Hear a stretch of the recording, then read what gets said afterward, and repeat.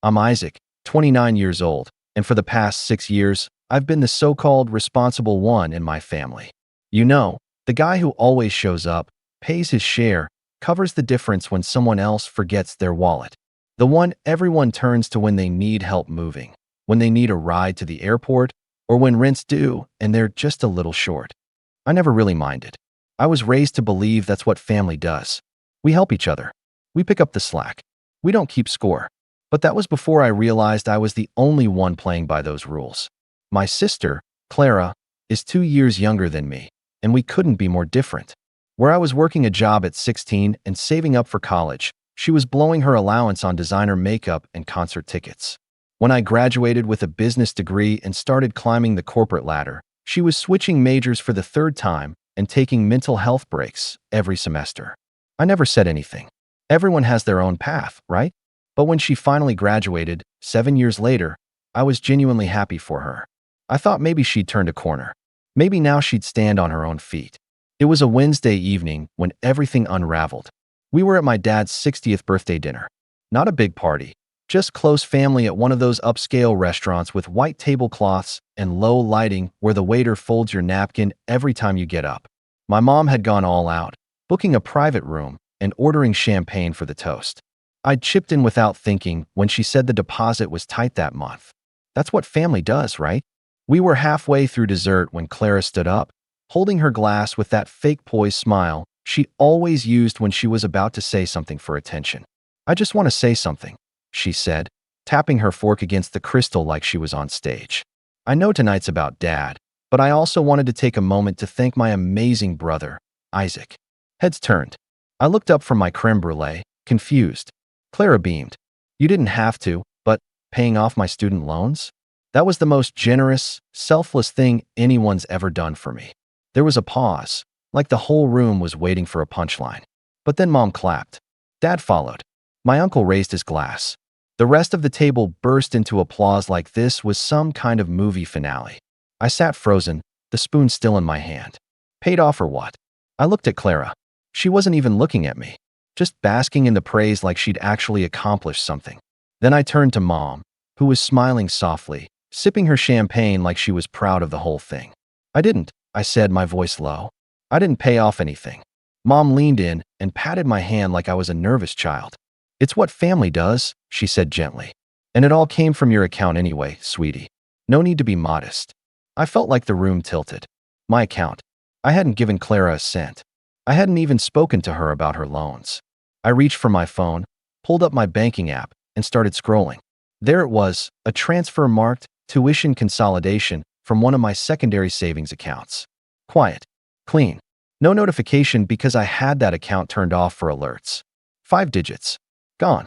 I stared at the screen, the numbers swimming. That account was for a down payment. I'd been saving for years. Quietly. Steadily. It wasn't even connected to my main card. Only one person had access to it besides me, my mother. I gave her that information when she was managing some estate stuff years ago, and I never thought twice about it. She said it was just in case something happened to Dad. She never asked for it again. Never mentioned it. I trusted her. I put my phone down and looked back at her. She was still smiling, sipping champagne, acting like everything was perfectly normal.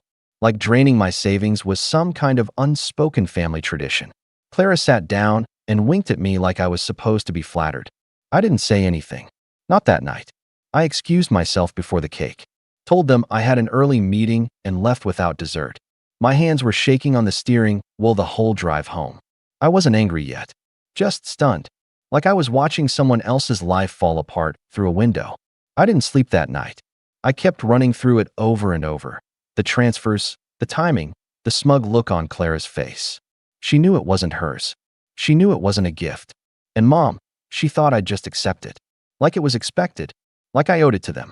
I opened my emails. Searched through the automated confirmations. There it was, a signed authorization form attached to an old message, months back. I had missed it. It wasn't even from Clara. It was from my mom's email address. The signature line had been copy-pasted, the kind of forgery that wouldn't hold up in court but looked passable at a glance. She'd submitted it on my behalf to the loan company, listing herself as financial custodian with joint authorization. I sat there for hours, the rage building quietly, like steam behind a locked valve. This wasn't just about the money anymore. This was about control. About how they thought they could keep taking from me because I wouldn't say no. Because I never had. And that's when I realized they counted on that. They counted on me being the good son, the quiet one, the reliable one who never made a scene. The one who would just swallow the hit and keep clapping. But that night, something in me cracked. I didn't yell. I didn't confront anyone. I didn't send an angry text or demand the money back. I just made one phone call. One call that would set everything in motion, slow, quiet, and devastating. And I didn't even need to raise my voice. It started with a conversation I'd been avoiding for years. The voice on the other end answered on the third ring. Isaac. Wow. It's been a long time. What can I do for you? I took a deep breath. Hey, Alan. You still do forensic audits for private accounts? There was a pause. Then a low chuckle. Still and always. You thinking of pressing charges? No, I said, my voice calm. Not yet. I just want to know exactly how deep this goes. Because if they wanted to treat me like a bank, I was about to show them what happens when the vault slams shut. And that was just the beginning. Alan used to be a mentor of mine. Back when I interned at a financial firm during my junior year of college, he was one of those rare people who never pulled punches. He taught me how to track misappropriated funds, how to audit internal fraud, how to see the red flags and seemingly clean paper trails. We lost touch after he retired, but I still had his number saved. And now I needed him. Email me everything you've got, he said. Access logs, authorizations, bank statements, the works. And do not touch anything else in the meantime. No messages. No warnings. Got it, I said. Just one thing. Keep this between us for now. I don't want my mom or sister catching wind. Alan laughed. Buddy, I'm old. I barely talk to my own family. This is just between you and me. It took me 2 hours to compile everything. I dug into old folders, screenshot my app activity, exported PDFs of every account I'd ever shared with my mom, even tangentially. I found transactions I hadn't noticed before. A few months back, a consulting fee had gone out to Clara's friend, a girl I'd met once at a barbecue and who apparently had been paid $3,000 from my PayPal account. Another time, there was an Apple Pay charge at a boutique in LA. I haven't been to California in 5 years. I sent it all to Alan and waited. The next morning, I woke up to 2 emails from him and 1 missed call. The subject line read, "You're not going to like this." He had color-coded everything. Clara had tapped into the account twice, both times with transfers approved under fake forms from my mom's email. But the trail didn't stop there. Turns out, my mother had been siphoning money from me for years. Little bits at a time. It started just after college, a utility bill here, a rent adjustment there. At first it looked like reimbursements, maybe some shared household costs. But Alan's spreadsheet laid it all out in brutal clarity. Total unauthorized withdrawals over 6 years, $112,845.19. Clara's student loans? Only the latest chapter. The rest? Shopping, travel, personal loans to extended family, even a few cash gifts to my cousin Rachel, the one who always bragged about her ski trips to Aspen. I don't even remember blinking. I just sat at my kitchen table, staring at the screen, rereading the numbers until they stopped meaning anything. $100,000. That was a house deposit. A full-blown wedding. Half a decade of sacrifices while I cut corners on my own life to do the right thing. And all the while they smiled, hugged me at holidays, sent heart emojis in the family group chat, pretended they loved me for me, not the access I gave them. For the next few days, I didn't respond to any texts. Not Clara's, THX again, 2 hearts, you're the best. Not my mom's, family dinner at ours next week. Message. I needed time. Not just to plan, but to feel it. Let it all sink in. I thought about the holidays I'd spent bringing wine and gifts while they sat on their phones, barely looking up. I remembered how Mom would call in the middle of the workday and say, "Sweetheart, can you cover this one thing?" Just until Friday, and I'd do it without question, because I trusted her. I thought about the night I skipped my own birthday dinner because Clara had a huge mental health setback, and Mom said I shouldn't rub my success in her face. I ordered takeout that night, sat alone watching reruns while they toasted her at some trendy fusion place downtown. My mind kept looping back to one thing. They never even asked. They just took. That's when the numbness gave way to something sharper. I called Alan again. "Can you do me one more favor?" I asked. "Anything," he said. I want to know how many of those transactions were linked to family members. Every one of them. Friends too. Anyone connected. He exhaled. You're looking to make a list? No, I said. I'm building a case. There was a beat of silence. Understood. I didn't go nuclear right away.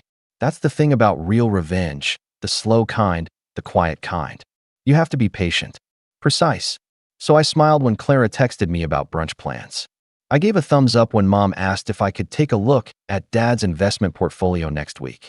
I kept everything surface level. No coldness. No clues. Just the good son, as always. But behind the scenes, I was laying the groundwork. First, I met with my bank's fraud department and began the formal process of challenging the withdrawals. The documents Alan gave me were more than enough to trigger an investigation. Then I filed a police report, not to press charges, yet, but to create a paper trail. Next came the estate attorney. I'd never asked about the trust fund my grandparents left, the one Mom managed until we were all grown. Turns out, that trust was drained 2 years ago. Guess where the withdrawals led? Alan found every single wire. Then came the call to Clara's loan company. Hi, this is Isaac Thorne. I'm the primary financial contact listed under account 4731. I need to confirm a few details regarding the payment source. The woman on the line hesitated. Sorry, are you requesting information on a loan in someone else's name? I'm listed as the payer, I replied smoothly. And I have documents showing that my name was used without permission. So I'm going to need full access to every email and phone call tied to this account. It took some back and forth, but eventually they cracked. And what they told me made my blood run cold. My mother had impersonated me, used an old copy of my ID and some saved digital signature to authorize everything. She even recorded a voice message once, using an AI voice filter to spoof my approval. It was all there, in the logs. That was the final straw. I stood in my apartment, staring at the pile of paperwork and screenshots, and for the first time in years, I didn't feel like a victim. I felt in control. I wasn't going to yell. I wasn't going to storm into the house and demand apologies. That's not what they feared. What they feared was losing access. To my money. To my name.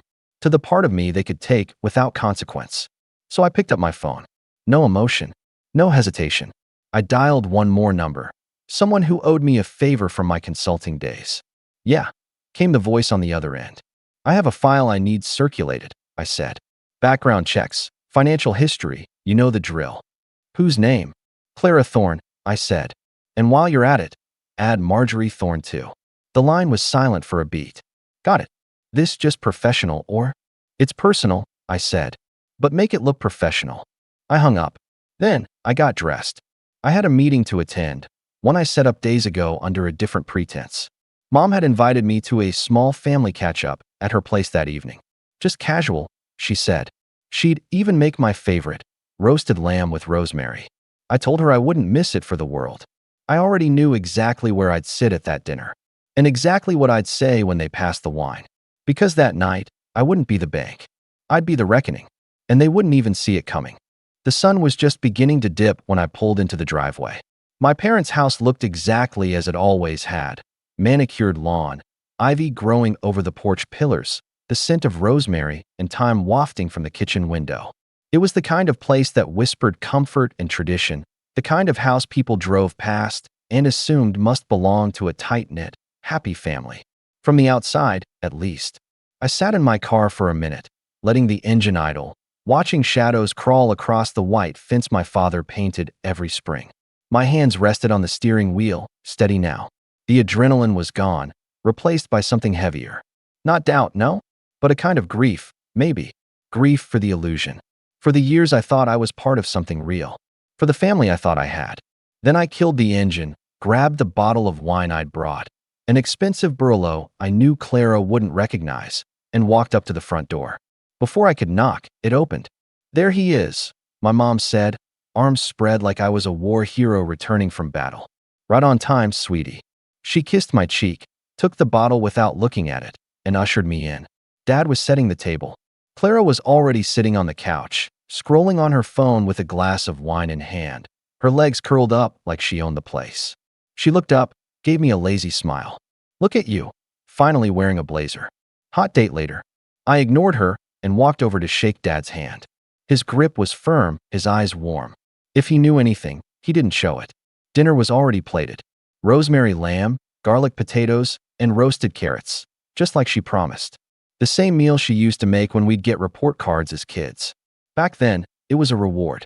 Tonight, it felt like a bribe. We made it through small talk. Dad asked about work. I told him the usual, business was steady, client list growing. Clara jumped in to complain about her toxic boss, some startup guy who didn't appreciate how much she contributed even though, from what I could tell, she spent half her day on TikTok. Mom chimed in with compliments, smiling like she was the proud matriarch of 2 golden children. I let it all wash over me. I let them feel comfortable. After dessert, some kind of berry tart I didn't touch, Mom poured tea and said, "I'm so glad we could all sit down like this. No tension, no drama, just family." I raised my cup to my lips and smiled.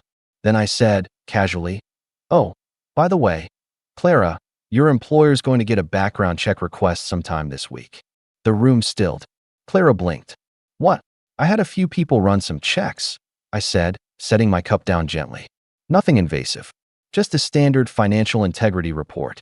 Employer records, education history, credit behavior, signatures on past loan documentation, that sort of thing." She looked at me like I'd slapped her. "Why would you do that?" I turned to my mother, who had gone pale. "You know, Mom," I said softly. "I found that loan form you submitted under my name. The one with the forged signature. That was impressive. You even backdated it." Her hands shook slightly as she reached for her tea. "Isaac, you took over 100,000 from me," I said, the words cold but calm. "Without my consent. You drained my savings. You impersonated me. You lied to a financial institution." "I was just trying to help your sister," she said quickly, a tremble in her voice now. She was drowning. "It was just one account, and you weren't using it." I laughed, quiet and sharp. "It wasn't yours to touch." Clara set her glass down a little too hard. "Okay, this is getting insane. Are you seriously threatening me at dinner?" "No," I said. "I'm informing you." She stood up. "You have no right." "Actually," I said, turning toward her, "I have every right. Because you both took what didn't belong to you. And you didn't even ask. You just assumed I'd be okay with it. That I'd swallow it, like always." Mom opened her mouth, then closed it again. Dad finally spoke. "Isaac, I didn't know." "I believe you," I said. "But it's too late for believing. I've already filed a fraud report with the bank. There's an open investigation now. And once it's done, the authorities will decide what happens next." "Isaac," Mom whispered, "you wouldn't." I looked at her, really looked at her. "You stole from me. You lied. And then you clapped when your daughter thanked me for something I didn't do." Clara sat down slowly. "So what, you want money? Is this some dramatic shakedown?" I stared at her. "I want accountability." She scoffed. "Please. You're acting like we robbed a bank." "No," I said, leaning in, voice low. "You robbed me. And you're about to find out what happens when the person you've been stealing from stops playing along." Clara looked rattled now. She glanced at our mother, then at Dad, who looked like the ground beneath him had shifted. "I didn't even ask for her to do it," she muttered, eyes darting. "But you accepted it," I said. "And you lied about it. You knew. And you used it to make yourself look good in front of the whole family." The silence stretched. Finally, Mom broke it. What do you want from us?" I leaned back in my chair, exhaled slowly. "Oh, I don't want anything," I said. "That part's already in motion." I stood, adjusted my blazer, and looked around at the table. "Enjoy the rest of your evening. I'll be in touch." And with that, I walked out the door, leaving the silence behind me like a dropped plate. But the storm hadn't even hit yet. Because the audit reports hadn't landed. The employer alerts hadn't gone out. The frozen accounts hadn't been noticed. And the full weight of what I set in motion was still creeping toward them. Slow, deliberate, and unstoppable. They'd built a life on access to me. And now I was taking that access away, piece by piece. I didn't sleep that night. I didn't really feel anything, either. Just this strange kind of stillness. Like after a storm, where everything's been flattened and the sky's a little too quiet. The kind of silence that tells you things won't ever go back to how they were. The next morning, it started. The first text came from Clara. "Clara, why is my work calling me about a fraud investigation? You said you weren't pressing charges." I didn't reply. A few hours later, Mom tried. "Mom, Isaac, sweetheart. Please, let's just talk. This has gone too far." Clara could lose her job. Still nothing from me. They had made choices. Now they could live with them. I wasn't interested in jail time, and I told Alan that from the beginning. This wasn't about punishment in the traditional sense. I wasn't trying to ruin their lives. I just wanted to cut them out. To make it clear that I would never, ever be used again. And I wanted them to feel it.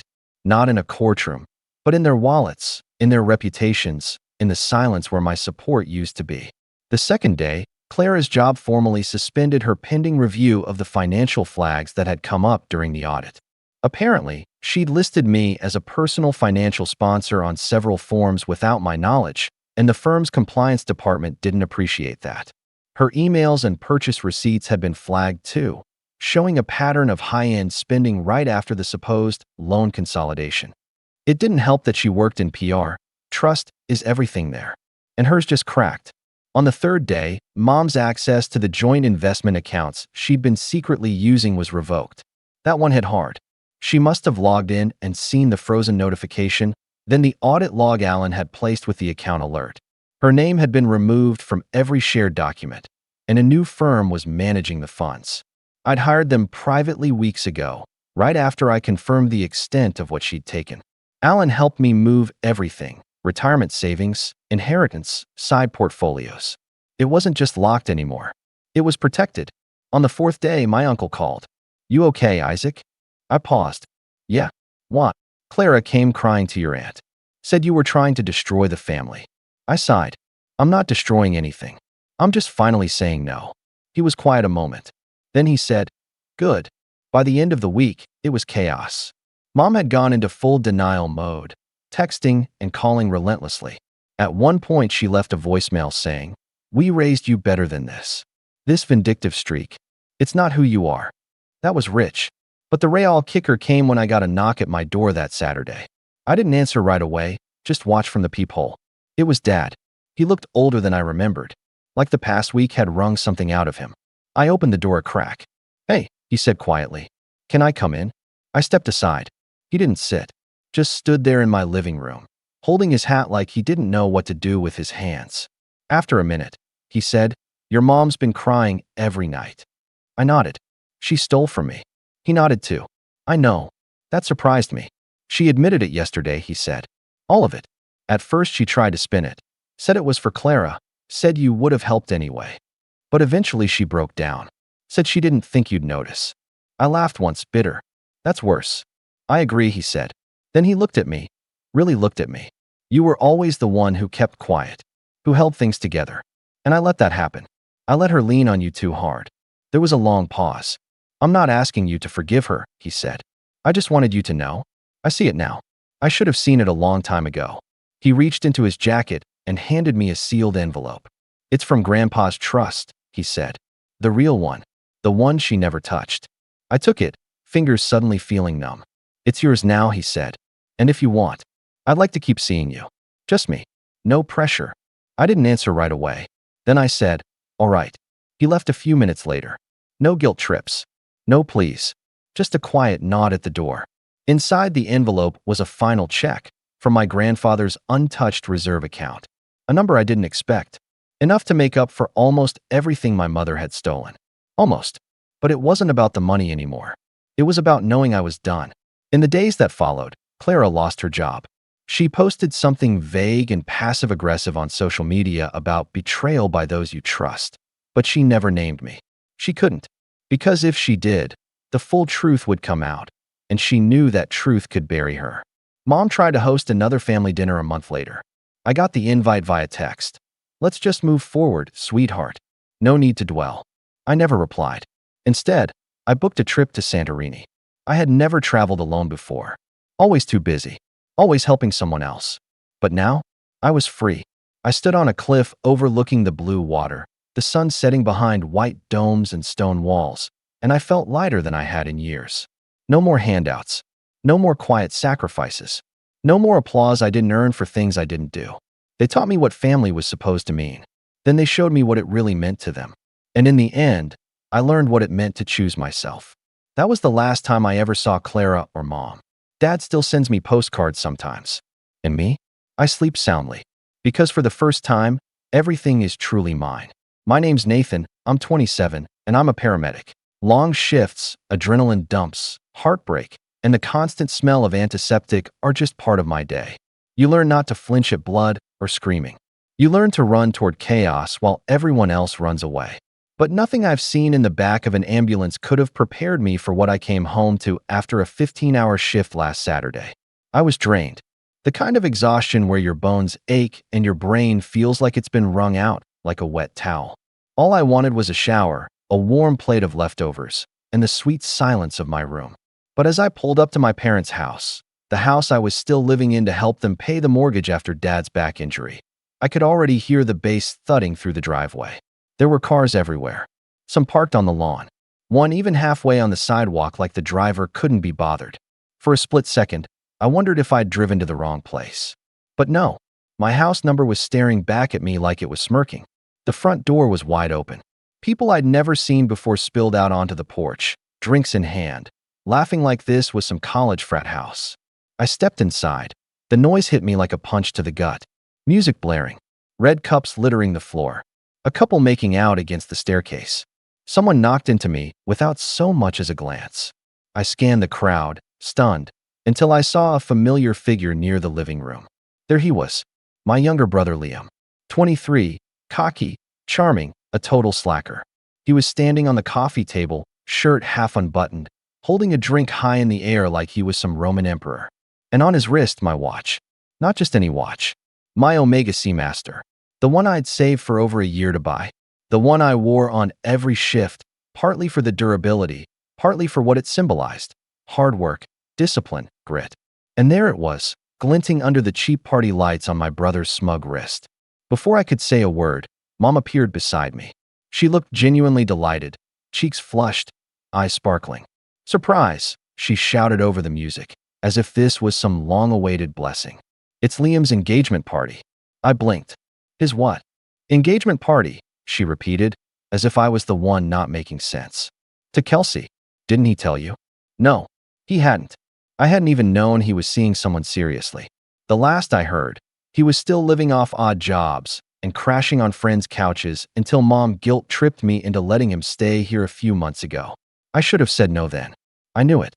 Before I could respond, Dad walked up, clapping Liam on the back. "Son, you deserve it. You've had a rough year."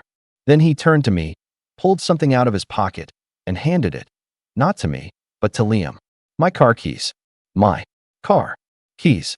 "I know we didn't discuss it, Nathan," Dad said casually. "But we all talked. Me, your mother, even your Aunt Janet. And we think it's only fair. You hardly use the car with your long shifts, and Liam needs it more now. He's starting a family." I stood there, frozen. Not because I didn't understand what was happening, but because I did. They had given him my car. Without asking. Without warning. Just handed it over like it was some communal toy. Liam caught my eye, gave me a lazy shrug, and grinned. "Thanks, bro." I didn't yell. I didn't cause a scene. That would have only fed into whatever twisted narrative they were spinning. Instead, I smiled. A tight, small smile that didn't reach my eyes. "Of course," I said, and turned to head up the stairs. I ignored the partiers. Ignored the guy who asked me if the upstairs bathroom was safe to puke in. Ignored the way my heart was thudding with something between rage and disbelief. Once inside my room, I locked the door. Sat down. Let the adrenaline settle. And I started to think. Really think. I remembered every bill I'd paid this year to keep this house afloat. Every shift I picked up so Dad didn't have to go back to work. Every night I came home and found Liam playing video games on the couch I bought, eating food I paid for. I remembered Mom asking me if I could cover her credit card payment just this once, and Dad borrowing from my savings with the promise of paying it back. I remembered doing it all without complaint because they were my family. Because that's what you do, right? But at that moment, sitting in my room while 100 strangers trashed the house I helped pay for, while my brother wore my watch and drove my car, something inside me quietly, firmly shifted. I didn't sleep that night. Instead, I packed. I had already moved most of my personal files and valuables to a small storage unit near the city after Liam moved in. Something about him being around made me nervous, like I was always one careless word away from losing everything. That storage unit? Best decision I'd ever made. By morning, the party was over. The living room looked like a war zone. Spilled drinks, broken glass, furniture pushed aside. People were passed out on the floor, some snoring, others groaning. I tiptoed downstairs, past the wreckage, past my snoring uncle curled up with a throw pillow on the kitchen floor. My parents' bedroom door was closed. And the driveway? Empty. There was a note on the kitchen table. Not folded, not hidden. Just sitting there, waiting. I didn't leave a long letter. Just a few sentences in my neat handwriting. Short enough for anyone to read. But no one ever would. Not out loud. When they woke up, I imagine it took them a few seconds to register what was missing. The silence. The absence. The cold truth settling in, slowly. And what I wrote. That was the part that made everything sink in. But I'll tell you about that letter in a moment. First, you need to hear what happened when they realized what I'd done. Because that was when things really started to spiral. It started with the scream. A sharp, broken, morning after shriek that sliced through the groggy quiet of the house like a blade. I was already gone, of course, sipping coffee in a small Airbnb across town, watching the minutes tick by on my phone. I hadn't slept, but I wasn't tired. I felt clear, like someone had finally wiped the fog off the mirror I'd been staring into for years. The scream came from my mother. I could picture it perfectly, her stepping into the driveway in her robe, eyes scanning for my car. At first, confused, then pacing, then calling my name, then reading the note. I imagined the moment she saw it, my neat little block letters staring up from the paper. You've mistaken kindness for compliance. The car, the watch, the money, it was never yours to give away. I'm done being the backup plan. Don't contact me unless it's to return what you stole. Congratulations on the engagement. Just that. No anger. No dramatic monologue. Just the truth, plain and simple. Because I knew it would hit harder that way. And I was right. The call started pouring in less than an hour later. First mom. 8 calls, all ignored. Then dad. Texts came in waves. Where are you? This isn't funny. We need to talk. Followed by a voicemail so long I didn't even bother playing it. Then Liam. Liam, of course, waited the longest to reach out. Probably sobering up, probably trying to spin it in his head like I was overreacting. When he finally did text, it was as smug and clueless as ever. Bro, why'd you dip? I thought we were good. I didn't respond. I just blocked his number. By noon, my Aunt Janet had called. Then Kelsey, his fiancée. I didn't know how she got my number, but the message she left was long and filled with fake concern. I just think it's really toxic to walk out on your family like this. Liam looks up to you, you know. That one made me laugh out loud. Liam looked up to me. Please. He'd been taking from me since we were kids. When we were 8, he stole the $10 grandma gave me and blamed it on our cousin. In high school, he crashed my bike and said someone else took it. And every single time, my parents covered for him. He's just younger, they'd say. He's figuring things out. You're the older brother. You're supposed to set an example. Yeah, I did set an example. I worked hard, stayed out of trouble, helped when no one else would. And they treated it like background noise. Like a given. Over the next few days, things got weird. My mom tried to guilt trip me through mutual relatives. I heard through my cousin Hannah that mom was telling people I'd run away because I couldn't handle Liam growing up. That I was jealous of his engagement. That I refused to share like a real man. But the story started breaking down quickly. Because what they didn't expect, what they could never imagine, was that I didn't just take my car and leave. I took everything that was mine. The joint account I had with mom, emptied. It was supposed to be for emergencies, but I was the only one ever putting money into it. I'd been quietly transferring the funds over the past month when I saw her start using it to pay for Liam's things. I let her think it was still active until the party. The moment I left, I shut it down. The house internet, the utilities, all in my name. All canceled. The credit card under my account they were just borrowing for a while. Deactivated. And remember the mortgage? That monthly $1,400 I'd been covering for 6 months while dad was between disability checks. Yeah, I stopped that too. Left them a printed schedule of the remaining balance on the fridge next to my note. Highlighted in red. Effective this month, I will no longer be contributing. I wasn't petty. I was surgical. They hadn't just crossed a line.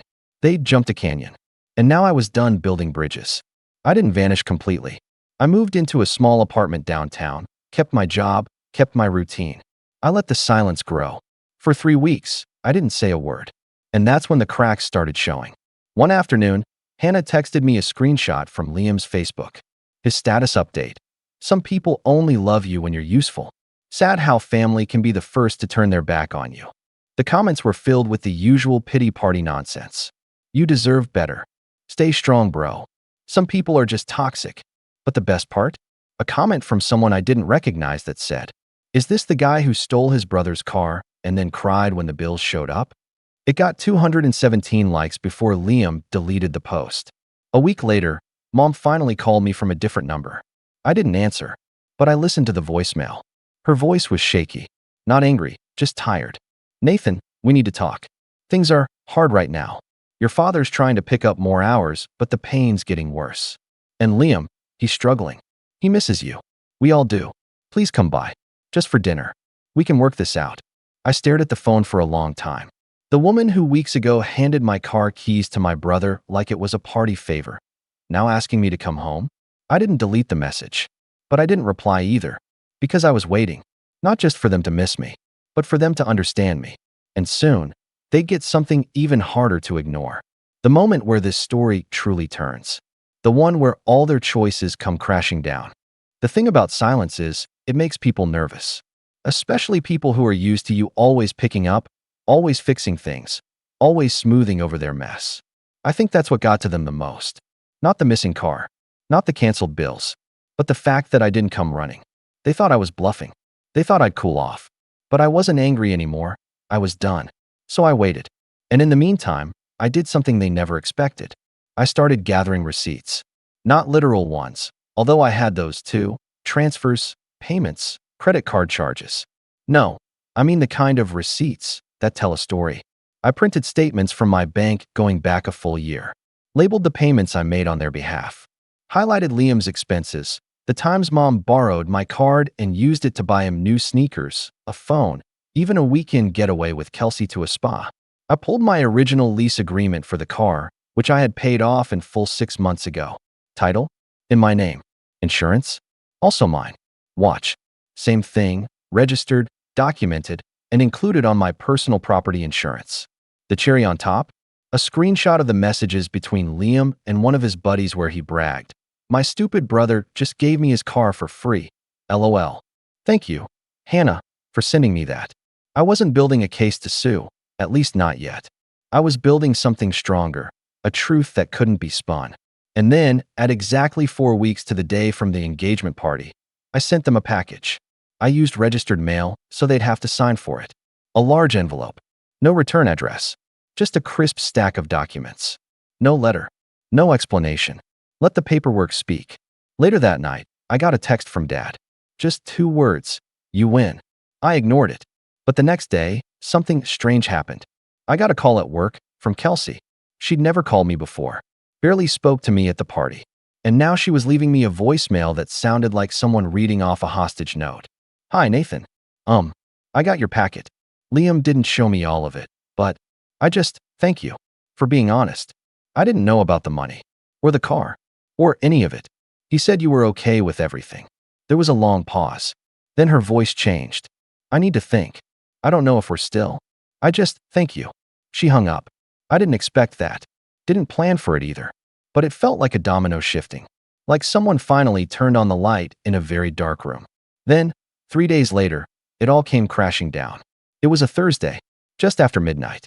I was off duty and lying on my couch, watching reruns with a bowl of cereal, when my phone rang. Private number. Against my better judgment, I answered. "Hello. Nathan." It was Liam. His voice was quiet. Not angry. Not smug. Just hollow. Like someone had sucked the air out of him. She left. Silence. Kelsey packed her things and went back to her mom's. She said she doesn't want to marry someone who lies like I do. She said I embarrassed her. That I let my family use people like garbage. He laughed. A dry, bitter sound. She even gave the watch back. Left it on the counter. I didn't say anything. There wasn't anything to say. I wasn't about to console him. "You really did it, man. You burned it all down." That's when I finally spoke. "No," I said calmly. "You burned it down. I just stopped holding the hose." Click. He hung up. I stared at the phone for a long time after that. Not with satisfaction. Not with guilt. Just finality. Because for the first time, he'd said something close to the truth. He had burned it down. They all had. And now they were left standing in the ashes, looking for someone to blame. but I was no longer their fire extinguisher. And that would become even clearer when the next storm hit. Because this story wasn't over, not by a long shot. They were about to lose more than just comfort. They were about to lose control. I waited another 2 weeks before I heard from my parents again. But this time, it wasn't a call or a text. It was a knock on my door.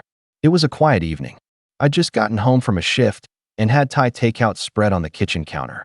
My apartment was small, clean, quiet, exactly how I liked it. When I heard the knock, I wasn't expecting anyone. For a moment, I thought it might be a neighbor. But then came the second knock, firmer, like someone who didn't want to be ignored. I opened the door, and there they were, Mom and Dad.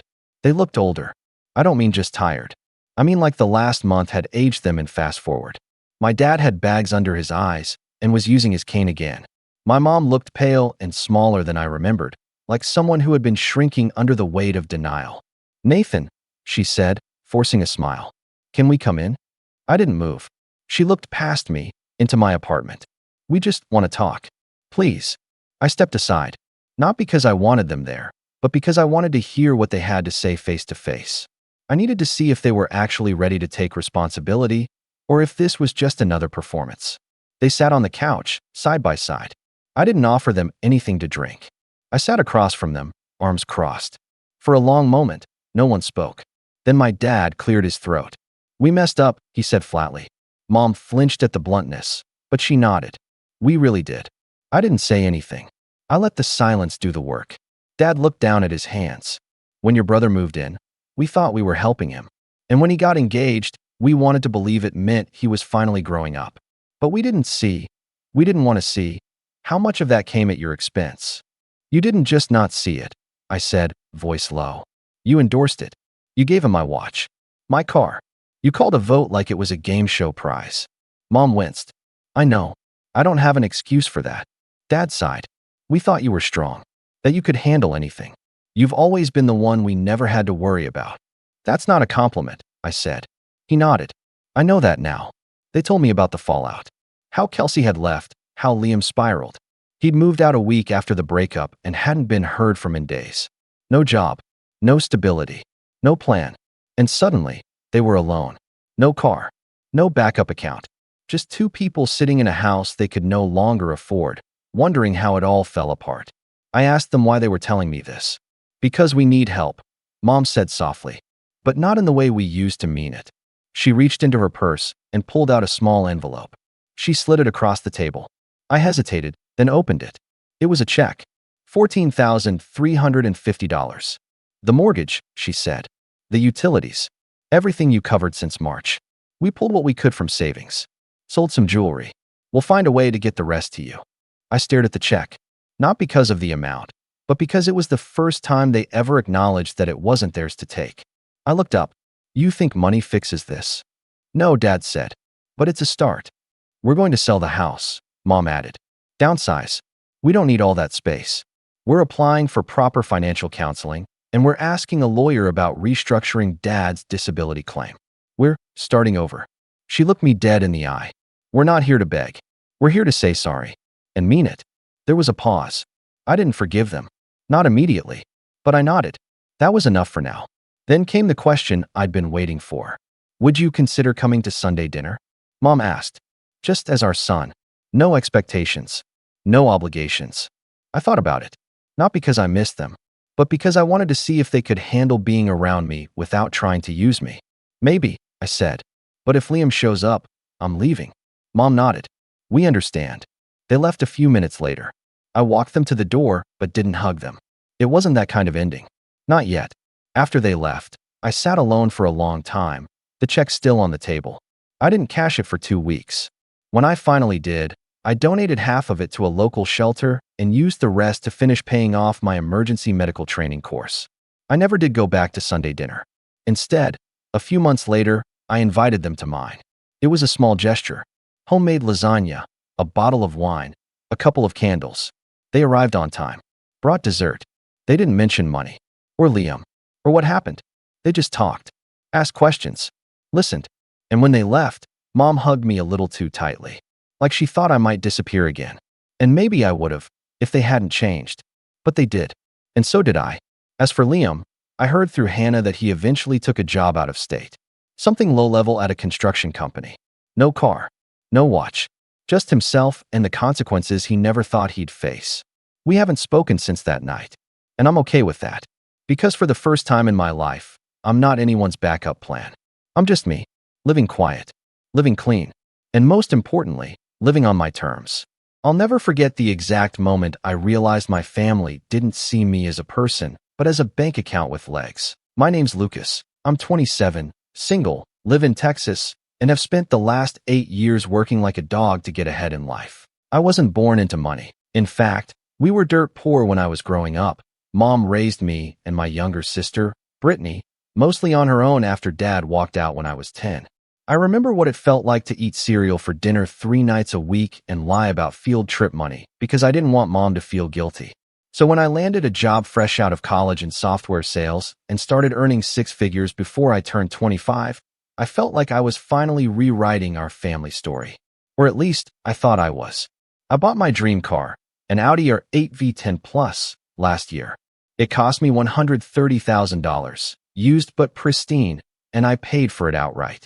Not to show off, but because I'd worked non-stop, saved aggressively, and passed up every fun purchase for years. It was the first time I ever splurged on myself. The first time I allowed myself to enjoy the fruits of my labor.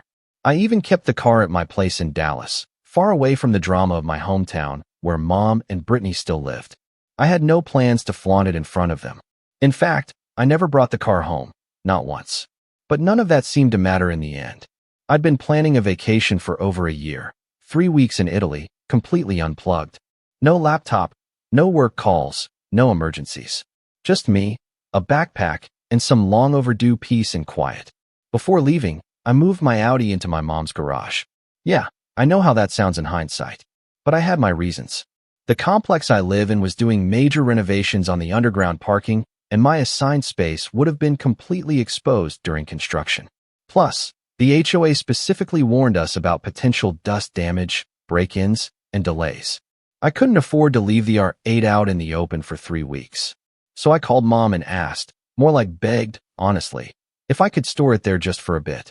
She agreed, and I even tossed her a couple $100 for the trouble, even though she wouldn't be driving it.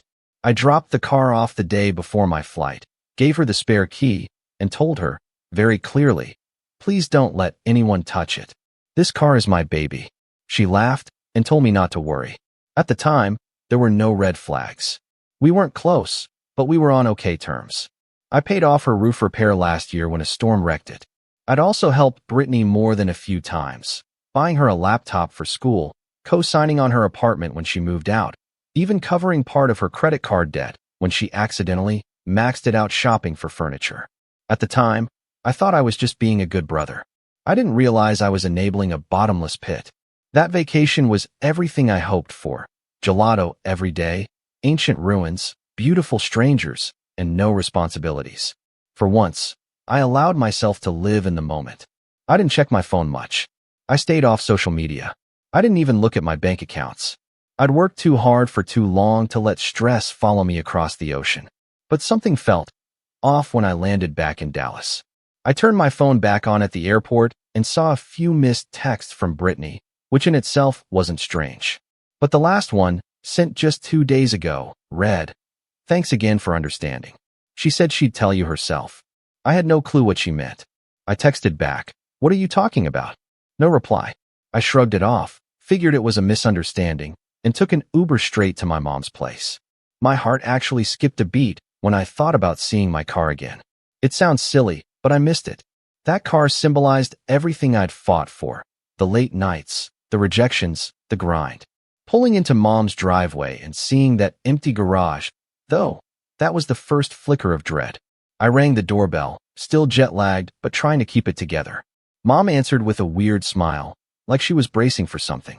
"Hey, Lucas," she said, stepping aside to let me in. "How was Italy?" I walked in, set my bag down, and didn't waste time. "Where's my car?" Her smile faltered just a hair. "Oh, right. About that." I froze. "What do you mean about that?"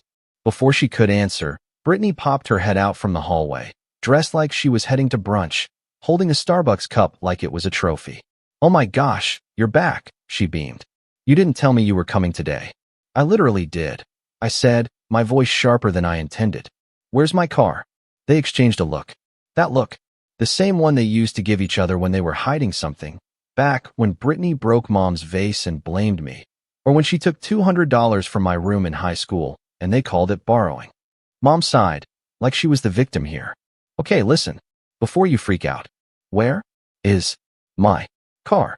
I wasn't shouting, but I might as well have been. My jaw was clenched so tight I could feel the pressure in my ears. She waved her hand, trying to pacify me. It's fine, sweetie. We sold it. Time stopped. You what? We sold it.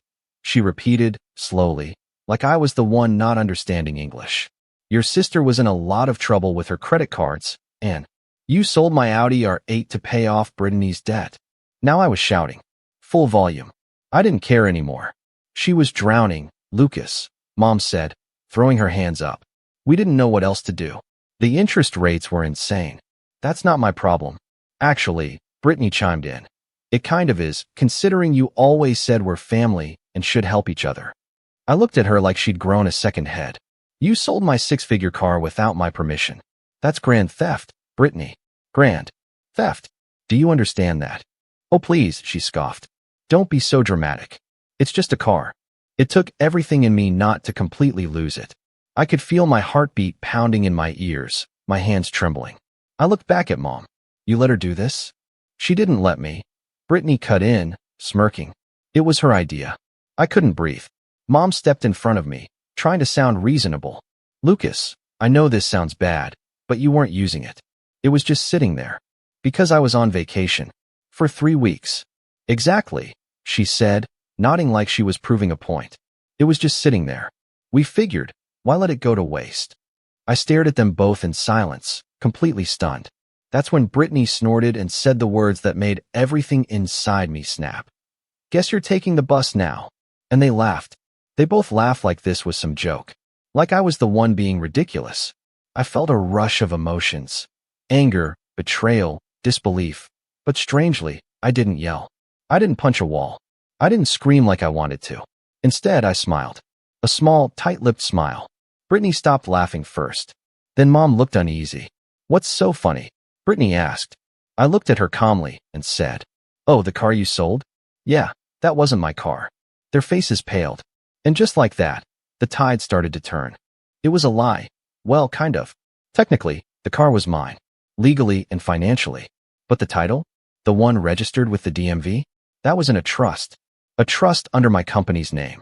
And that detail was going to matter a lot later. But in that moment, I wasn't thinking about the legal chessboard.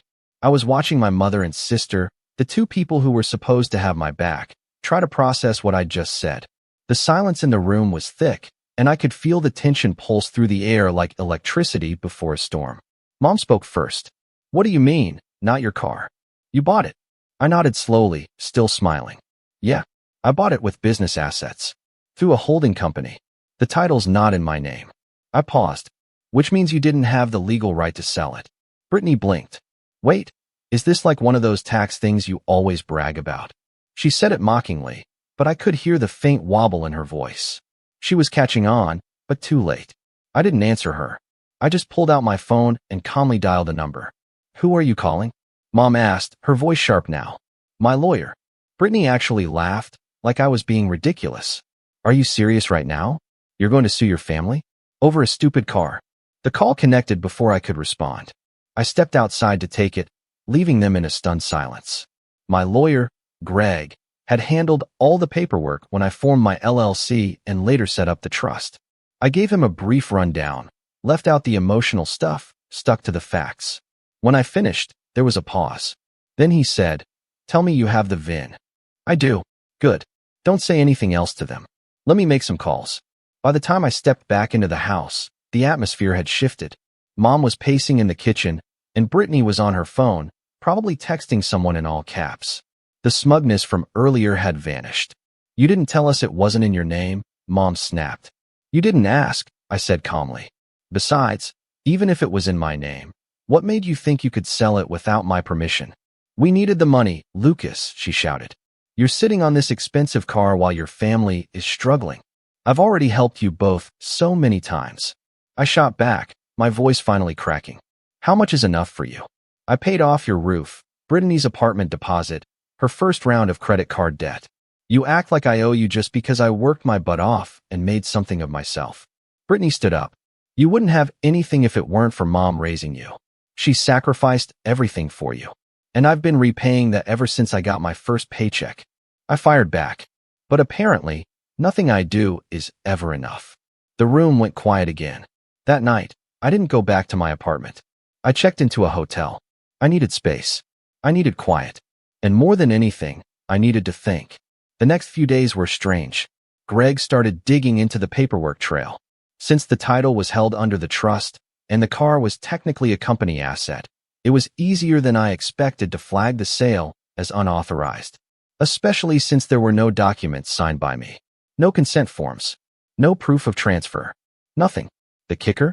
They sold it to some local guy for $50,000. A car worth $130,000. Bare minimum. Gone for a fraction of its value. Brittany had racked up close to $40,000 in credit card debt, and the rest? Apparently, they were planning to surprise me with some kitchen upgrades in Mom's house as a thank you. You read that right. They sold my supercar, and were going to renovate Mom's kitchen with the leftovers. Like I was supposed to be grateful. That would have been laughable if it weren't so insulting. Over the next week, I didn't talk to them. Not once. Brittany sent a few guilt-trippy texts, stuff like, I was going to pay you back when I get a better job, and you always said family came first. Mom didn't text me at all, but she did post some cryptic passive-aggressive quote on Facebook. Money shows who people really are. That one almost made me laugh. Meanwhile, Greg managed to contact the buyer. Turns out he had no idea the car wasn't legally theirs to sell. To his credit, he was cooperative and wanted to avoid any legal trouble. But he also wasn't going to just hand the car back without some kind of compensation. He'd already sold the wheels, replaced some of the bodywork, and added a new stereo system. Said he put nearly 10 grand into it in just a few weeks. And he wanted me to buy it back. I was livid. Not at the buyer. He was just caught in the crossfire. I was livid at them. At my mom. At my sister. At how easily they decided I didn't deserve my own property if it meant they could dig themselves out of their mess. I'd always suspected there was some favoritism in how Mom treated Brittany. But this was different. This was betrayal. And the worst part? Deep down, I wasn't even surprised. Looking back, the signs had always been there. Brittany was the golden child. The baby. The one who could do no wrong. When she dropped out of college after 2 semesters, Mom blamed her professors for not nurturing her creativity. When she totaled her first car, it was somehow my fault for not teaching her how to budget for maintenance. When she blew through her savings on spa days and DoorDash, Mom called it self-care. Me?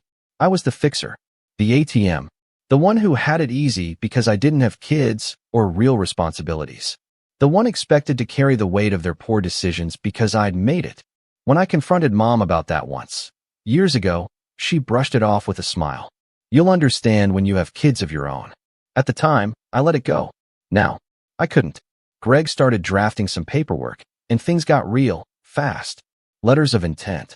Legal notices. Paper trails. I wasn't bluffing anymore. I'd given them enough chances over the years, but this crossed a line I couldn't ignore. One afternoon, as I was reviewing documents in my apartment, there was a knock at the door. I opened it to find Brittany standing there, sunglasses on, hair done, holding a brown paper bag. I brought food, she said. I didn't move. Why are you here? To talk, she said, brushing past me and walking inside like she owned the place. She set the bag down and turned to face me. You're really going to take this to court?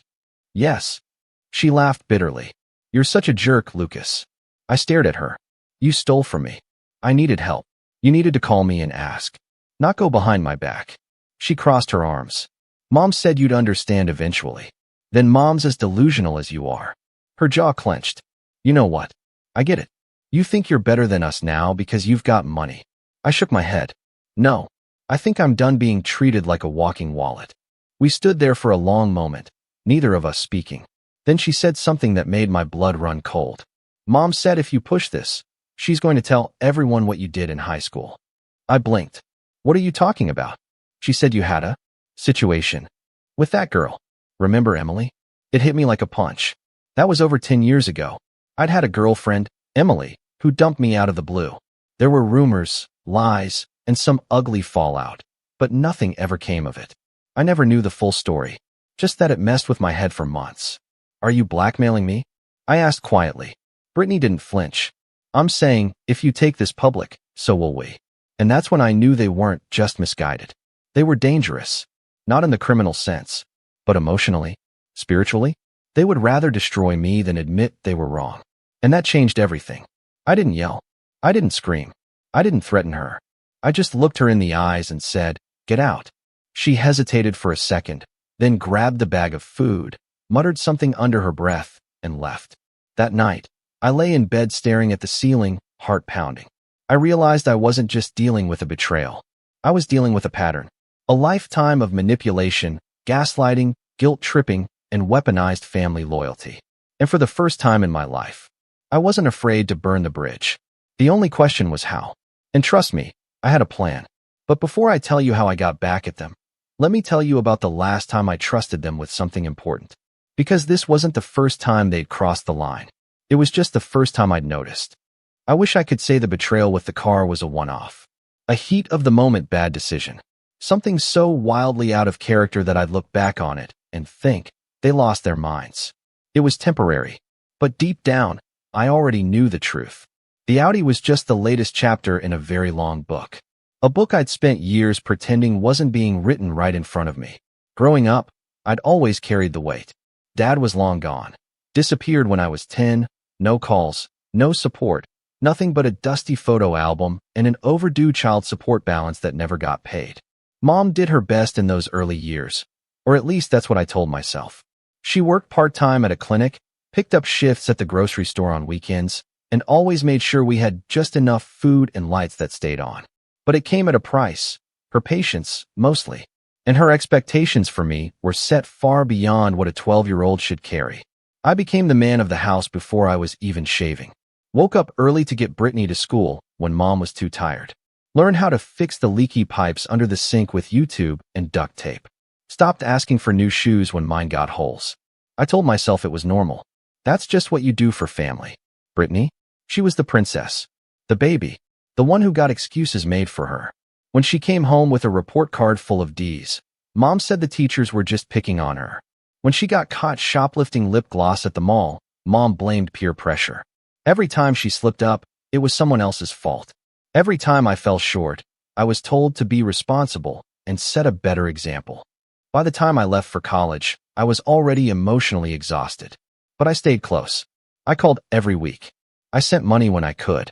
I came home on holidays and brought groceries. I even paid the utility bills a few times when Mom forgot. I thought I was being a good son. But now, I started questioning everything. Especially after what came next. After Brittany's little visit to my apartment. The one where she tried to blackmail me with decade-old high school drama. I did something I hadn't done in years. I opened the old photo box from my closet. It was dusty, the lid slightly warped, and it still smelled faintly like the vanilla candles Mom used to hoard. Inside were dozens of snapshots from the years before everything got complicated. Me in my science fair t-shirt, Brittany in her ballet costume, birthday parties, Halloween costumes, a handful of faded Polaroids from the beach. I found one photo that hit me like a sucker punch. Brittany and I sitting on the hood of an old Ford Taurus. It was my first car. A junker I bought for $1,200 with money I made bagging groceries and mowing lawns all summer. That car barely ran, but it was mine. My freedom. I remembered the day it died. The transmission blew on the way to school. I cried. Not because I loved the car, but because I knew I couldn't afford another. That night, Mom told me, sometimes life takes things from you to make room for better things. It sounded so wise at the time. Now it felt like foreshadowing. The next week, Greg called me with an update. The buyer of the R8 had received a formal cease and desist, and while he was still reluctant to hand the car over without reimbursement, he was now fully aware the sale had been illegitimate. We had a solid case to reclaim the car, or its full value, from the parties who sold it. In other words, my mother and sister. That same day, I got a voicemail from my aunt, Mom's sister, Aunt Marlene. She lived a few towns over and had always kept a healthy distance from the chaos. She sounded nervous, unsure whether she should even be calling. Lucas, honey, I know things have been tense lately, but I thought you should know. Your mom's been saying some weird things about you. I heard from Lorraine at church that she's been telling people you're going through a mental health crisis and that you're making up stories about her and Brittany stealing from you. I didn't believe her, but you might want to keep an eye on things. That's when I realized they weren't just playing victim. They were rewriting the entire story. Mom had gone full PR mode. She wasn't just justifying what they'd done. She was actively planting seeds that I was the one in the wrong. I was acting erratically. I was angry all the time. I was too obsessed with money. She told people I had a rage problem, that I'd threatened her and Brittany, and that I was isolating from the family because of greed. I sat there in my kitchen, phone in hand, feeling the kind of hollow you only get when you realize someone's been building a case against you in secret. And that's when I checked my credit report. I don't know what compelled me to do it. Maybe paranoia, maybe instinct. But the moment I saw the new inquiry from Quickline Auto Finance, my stomach dropped. There was a new loan application in my name. I didn't recognize it. I didn't authorize it. But the address listed was Mom's. It was a punch to the gut. I called the company immediately and, after a long series of hoops and verification steps, got someone on the phone who confirmed the worst. Someone had used my name, social security number, and credit profile to apply for financing on a used BMW 3 Series. I asked who signed the application.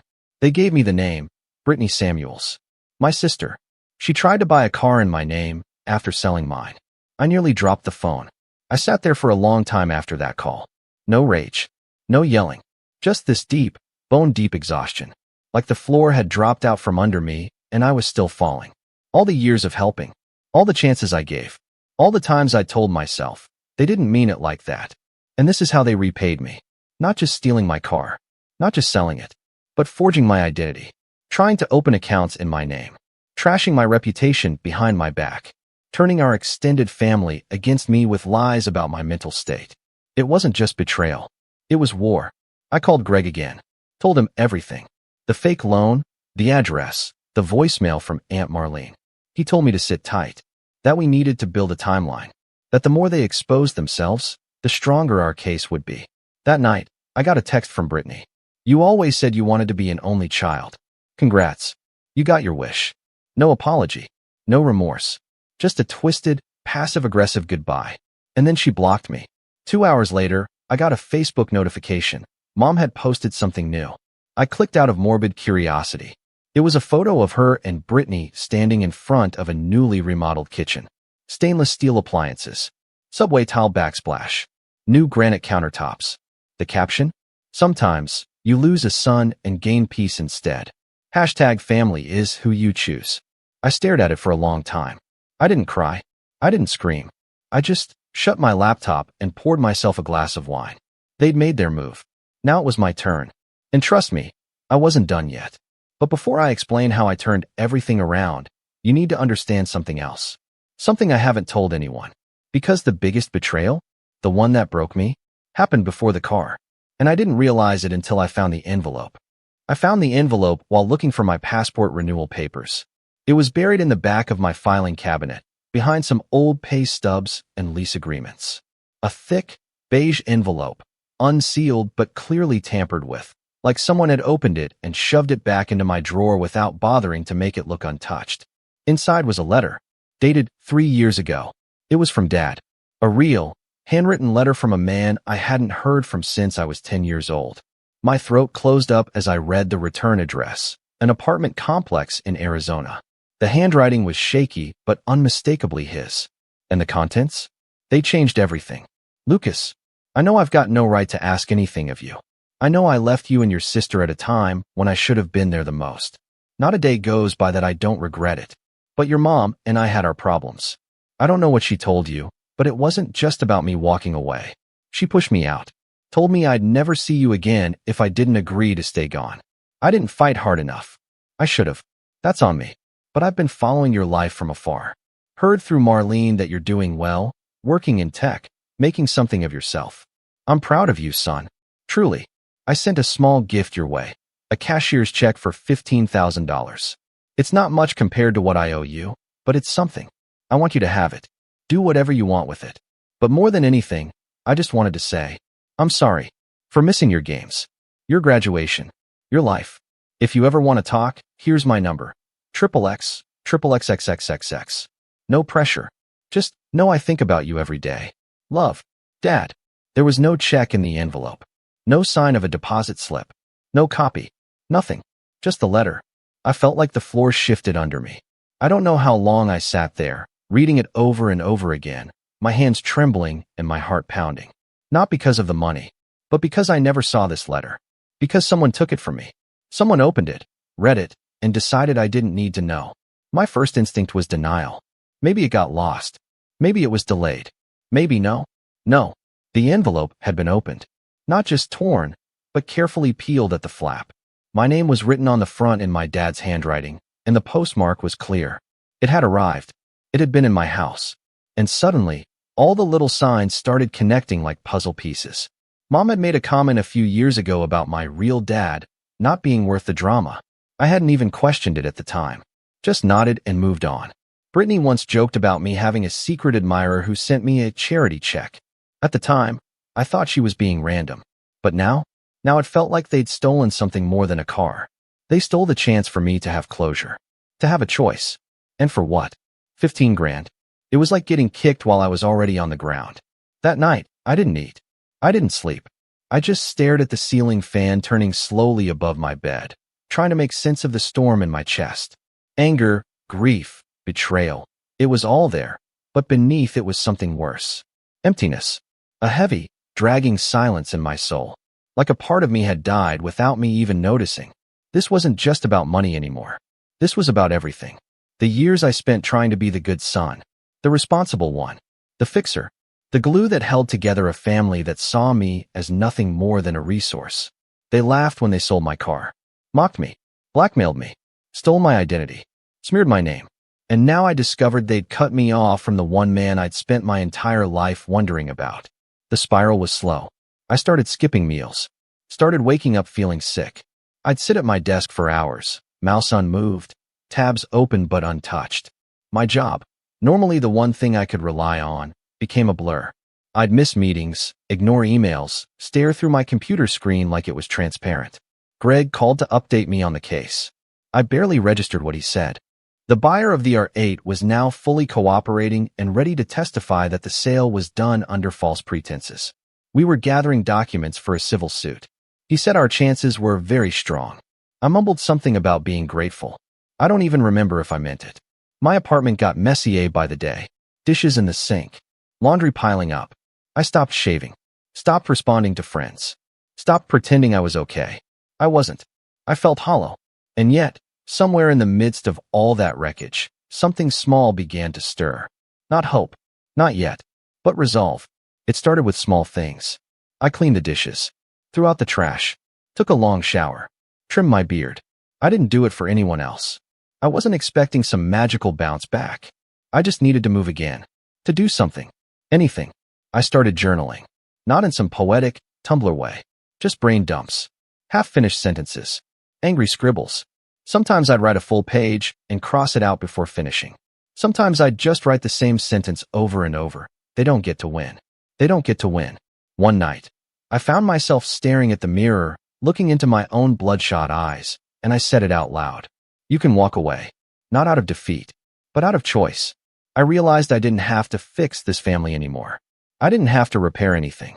I didn't have to play the role of emotional janitor, cleaning up everyone else's messes. I could just stop.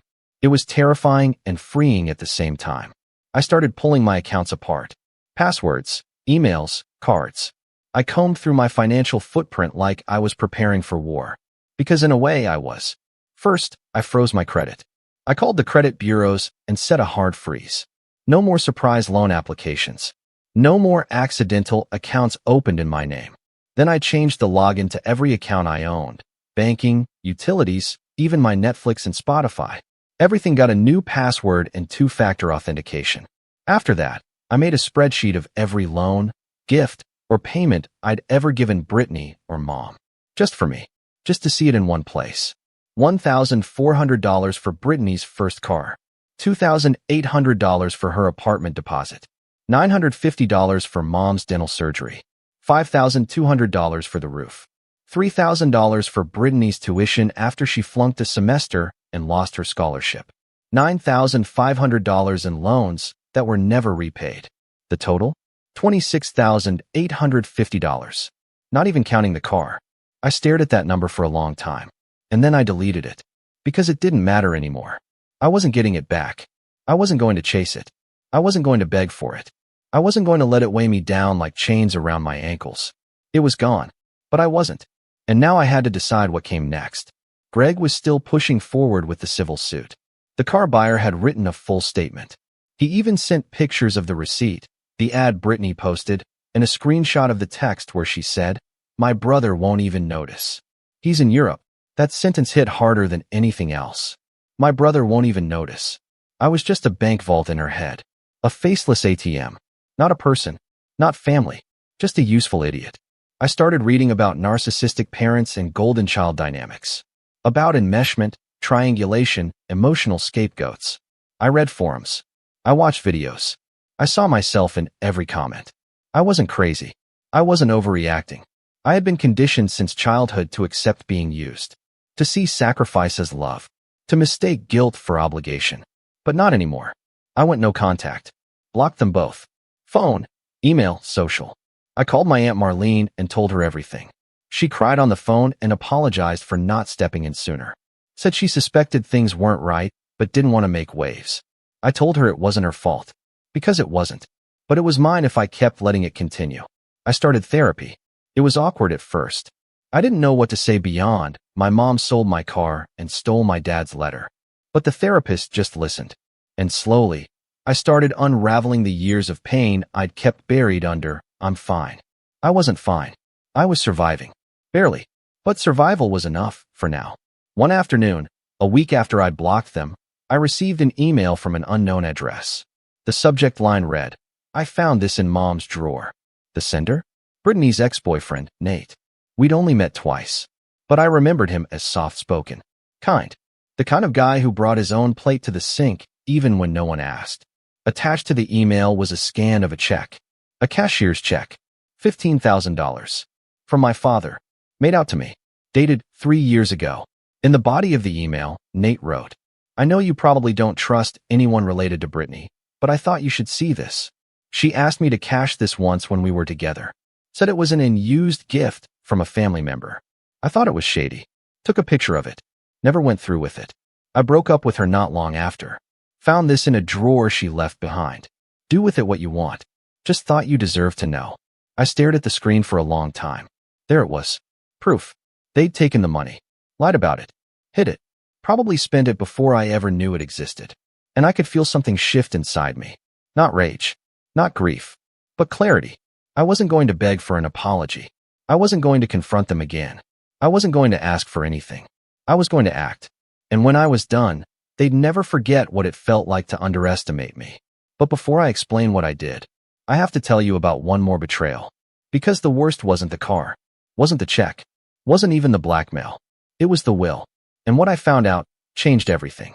The will came to me by accident. Or maybe fate. I don't know. All I know is, I never would have seen it if my aunt hadn't called in a panic. It was a Thursday morning, and I was sitting at my kitchen table with a mug of coffee, trying to breathe through the quiet. Therapy was helping. The apartment was clean again. I was showering every day. Working out, even. Just light bodyweight stuff.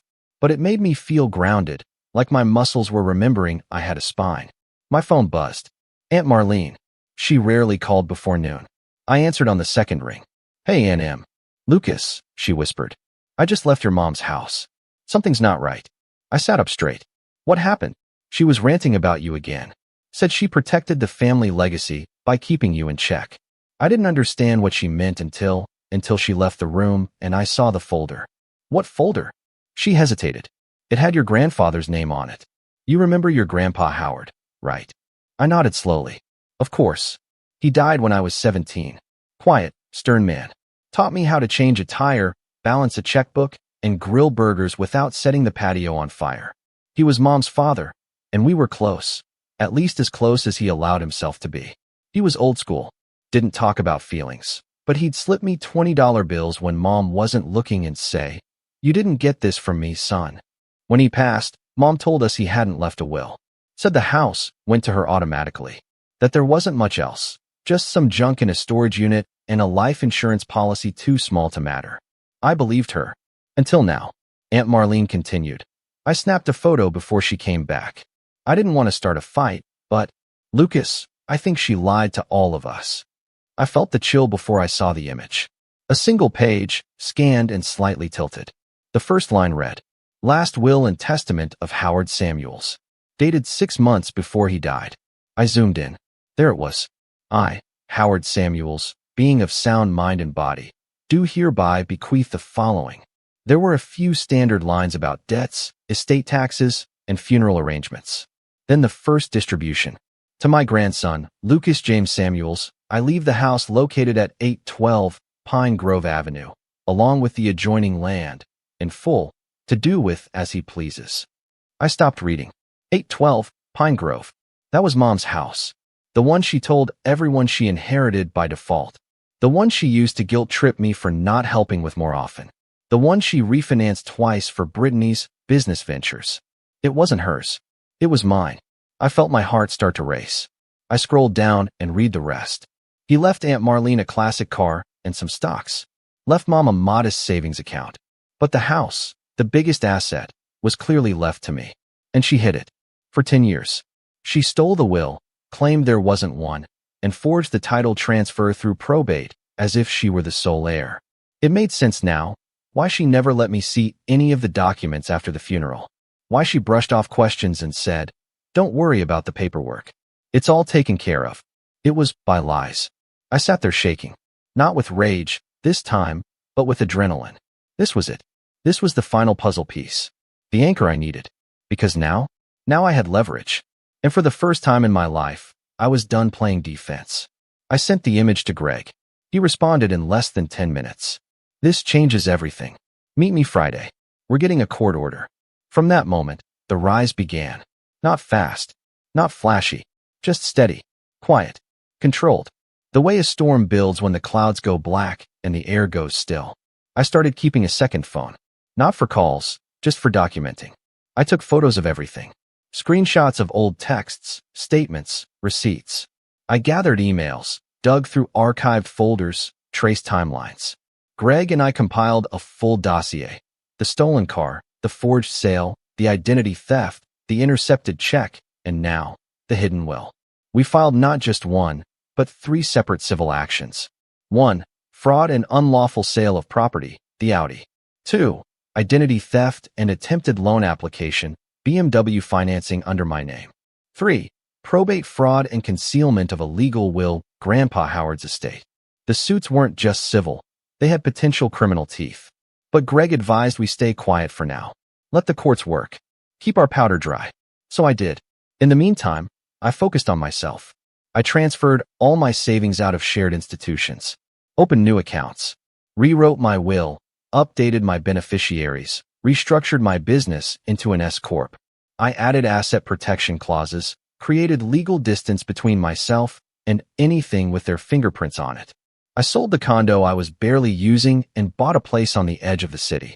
Secluded, quiet, with a gated driveway and big windows that caught the sunrise. It wasn't flashy, but it was mine. No shared keys. No extra copies lying around in anyone else's drawer. I started working harder than ever, but this time, it wasn't to prove anything. It was for me. My commissions tripled. I closed a 6-figure deal with a medical software company. Got invited to speak at a tech conference. Launched a side project that started generating passive income through licensing. And still, I didn't reach out to them. I didn't gloat. Didn't retaliate publicly. I just let them squirm. Because the rumors started spreading, first quietly, then louder. Aunt Marlene told a few people. Nate, Brittany's ex, apparently shared the photo of the check with someone in town. Then the court papers hit. My mother and sister were served on a Tuesday. I wasn't there, but I wish I could have seen their faces. Word got around fast. The image they'd painted of me, unstable, greedy, selfish, began to unravel. People started asking questions. My mother's passive-aggressive Facebook quotes slowed down. Brittany deleted her Instagram for a while. But that wasn't even the best part. Because 2 weeks after the papers landed, Greg called me with another update. I spoke to the car buyer, he said. He's willing to turn the car over. No reimbursement required. He just wants to walk away clean. I couldn't believe it. Are you serious? Dead serious. You'll have your car back by next Friday. And just like that, the Audi came home. Same color. Same engine. A few cosmetic changes, but nothing I couldn't restore. The first time I slid back into that seat and heard the roar of the engine, I felt something shift inside me. Not ego. Not revenge. Just closure. I was back in the driver's seat, literally and metaphorically. From there, everything accelerated. I reconnected with my dad. I hadn't called him since finding the letter. I kept putting it off, unsure how I'd even start the conversation. What do you say to a man who missed half your life? Who tried to reach you only to be intercepted? But after everything, I needed to hear his voice. I called the number from the letter. It rang 5 times before going to voicemail. I hung up. 10 minutes later, he called back. Hello. His voice was gravelly. Tired. Hesitant. I swallowed hard. Hi. This is Lucas. Silence. Then, Lucas. I heard a sharp inhale. Like someone finally exhaling after holding their breath for years. Son, he whispered. Is it really you? We talked for 3 hours. He didn't make excuses. He didn't try to rewrite history. He just owned it. Said he should have fought harder. Said he never stopped thinking about me. He told me about his life in Arizona. Simple, quiet, working part-time at a garage, watching baseball on weekends. He never remarried.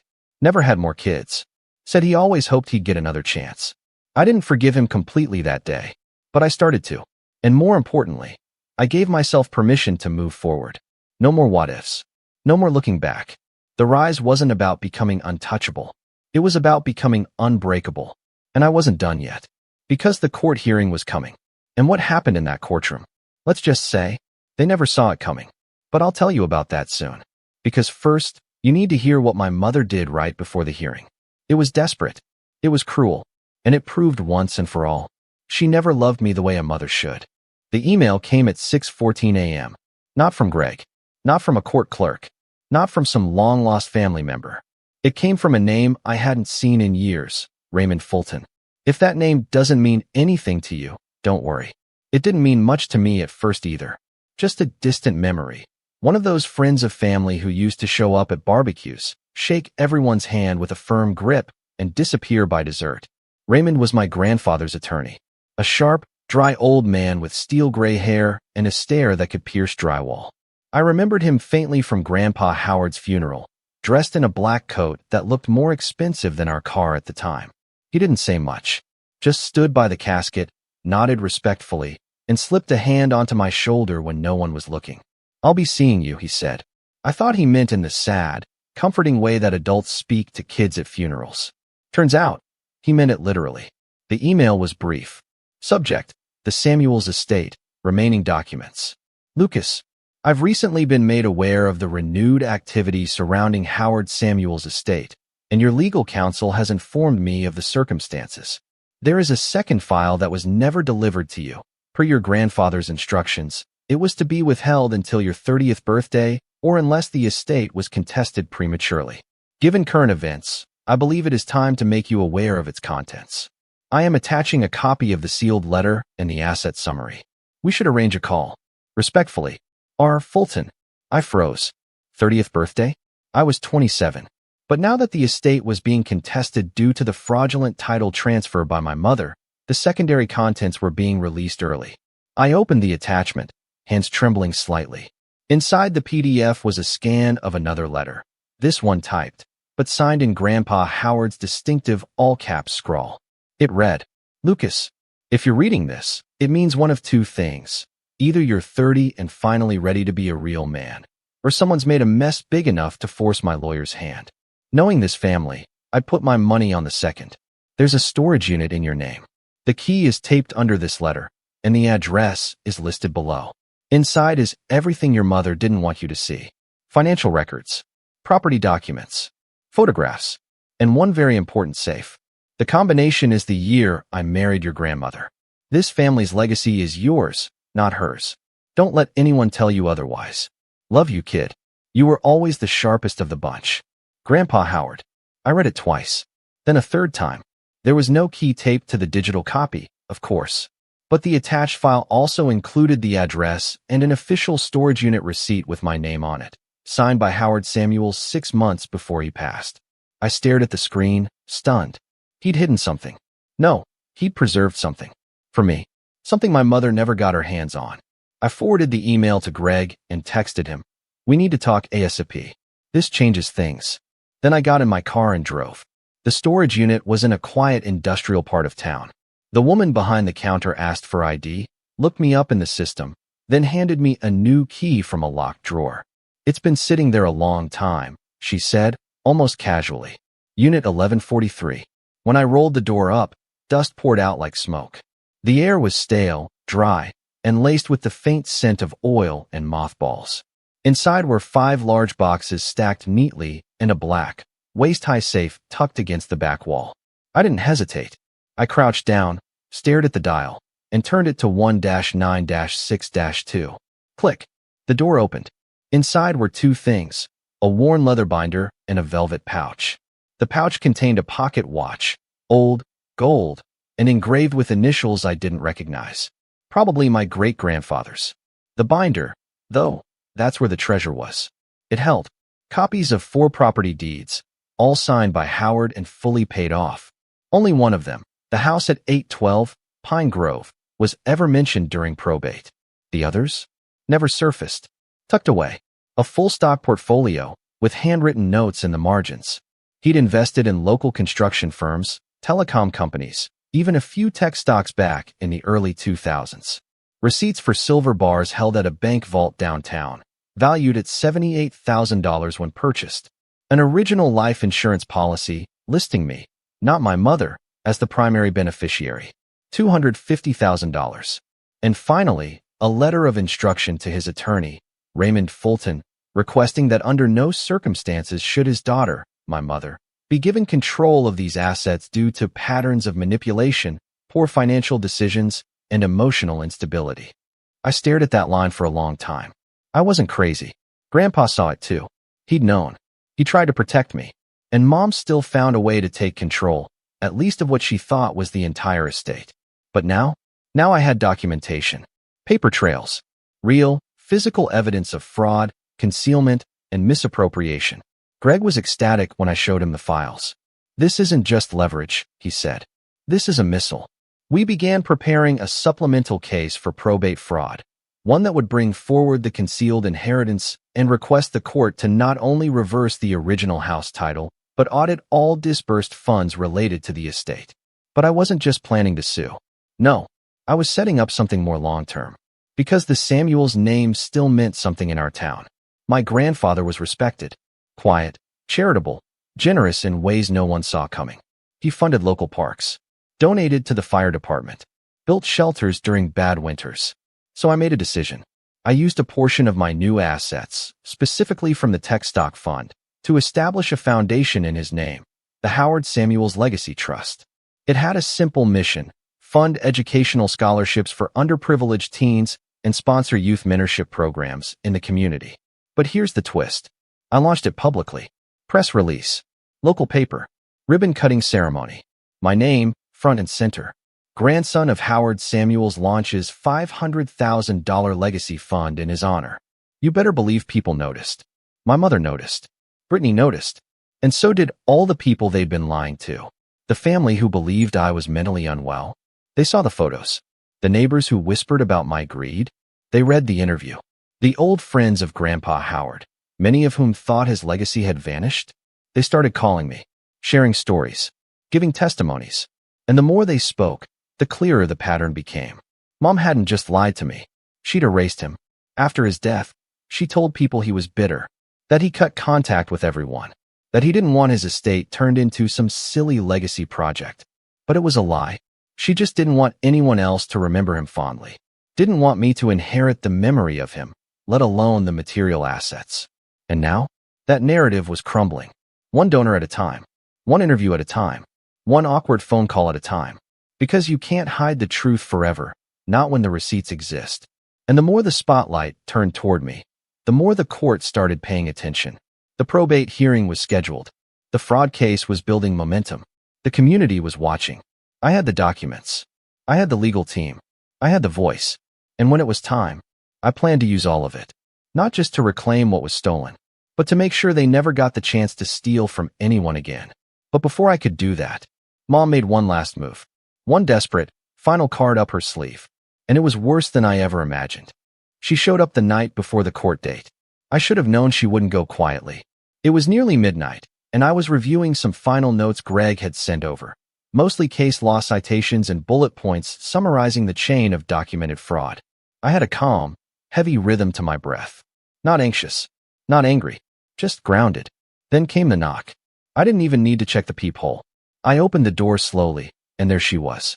My mother, dressed in a pressed cream blouse, lipstick just a shade too bright, and holding a Tupperware container like she was still pretending this was some normal family visit. Her smile was tight, too tight, like someone who'd practiced it in the mirror and hoped I wouldn't notice the cracks. "Hi, honey," she said. I didn't move. "It's late."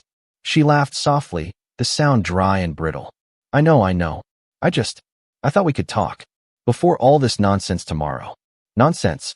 She stepped in like I'd invited her, brushing past me with the confidence of someone who used to own everything in the room. I let her. I was done arguing about boundaries. Let the predator walk into the trap. She placed the Tupperware on the kitchen counter. "Snickerdoodles," she said. "Your favorite." I said nothing. She sighed, walked to the living room, and sat on the edge of the couch like she didn't recognize it anymore. Then she spoke again, softer this time. "I've been thinking, maybe we should find a way to settle all of this. Privately." I leaned against the kitchen doorway. "Privately? Yes. No more lawyers. No more accusations. Just family. You and me." I let the silence hang. "I've been praying, Lucas," she added. "Really praying.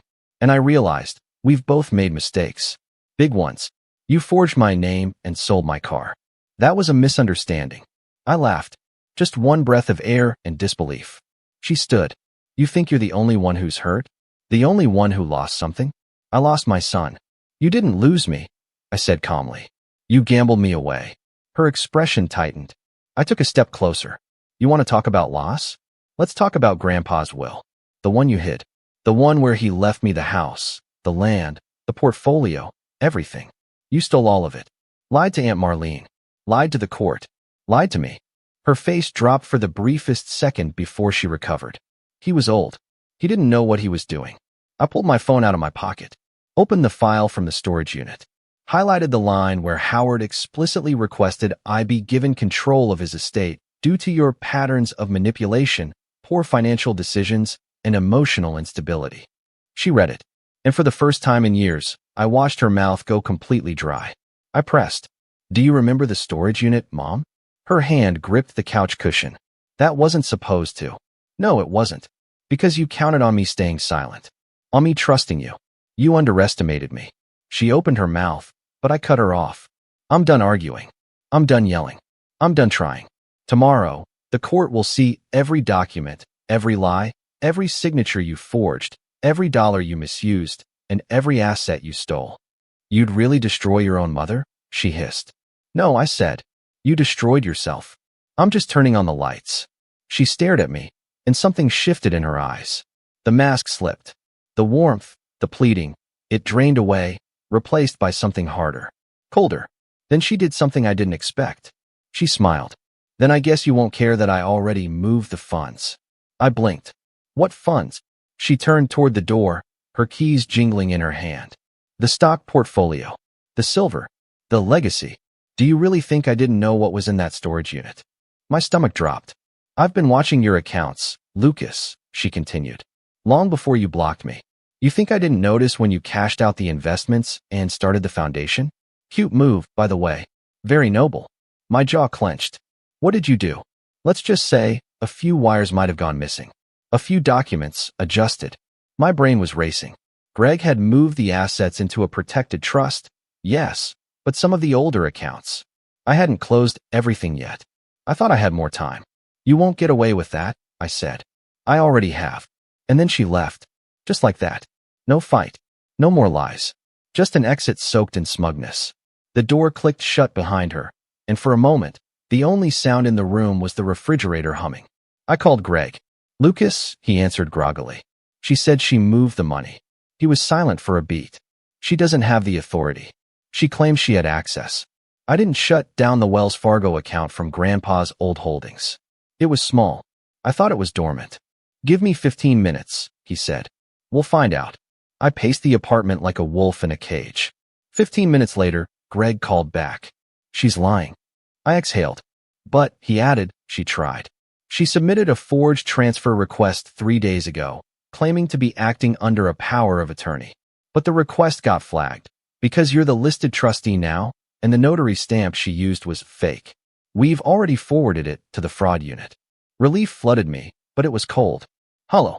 Because I knew that was her last shot. And now it was my turn. The next morning, I walked into the courtroom in a navy blue suit, holding a thick binder and accompanied by Greg and another associate from the firm. The room smelled like stale paper and dust. Brittany was already there, sitting on the bench behind our mother, who looked like she was dressed for Easter Sunday. But her eyes were sharp, darting, flickering to every corner of the room. The judge called the case. Greg opened with the property fraud, the forged title transfer of 812 Pine Grove. He laid out the will, the timeline, the concealed documents, the false statements made in probate court. We presented the storage unit inventory, the trust documents, and a notarized letter from Raymond Fulton himself confirming the existence of the second file and the intent to delay it until my 30th birthday. The judge interrupted only once, to ask for clarification on the ownership of the vehicle involved in the separate civil case. Greg handed him a VIN lookup and a title registry under the holding company I created. The judge raised an eyebrow. You structured your car purchase through a trust? Yes, Your Honor, I said calmly. It's a company asset. He looked back at my mother. So when you sold the car, you did so knowing it wasn't in your son's name? I thought. Answer yes or no. She froze. Yes. By the time we reached the part about the identity theft and the attempted loan application, Brittany was visibly sweating. She clutched her purse like it contained a parachute. Greg presented the application documents. The address, the fake phone number, the bank's fraud report, the photo of the check Brittany had tried to cash, and the email from Nate. Then came the final blow, the sealed statement from Grandpa Howard. I am leaving the estate in the hands of Lucas because I trust him to preserve what I've built. My daughter has proven, time and again, that she cannot manage money, nor accept responsibility without blaming others. I do this not out of anger, but necessity. When Greg read that line aloud, the courtroom went silent. Even the clerk stopped typing. The judge leaned back, tapping a pen against the desk.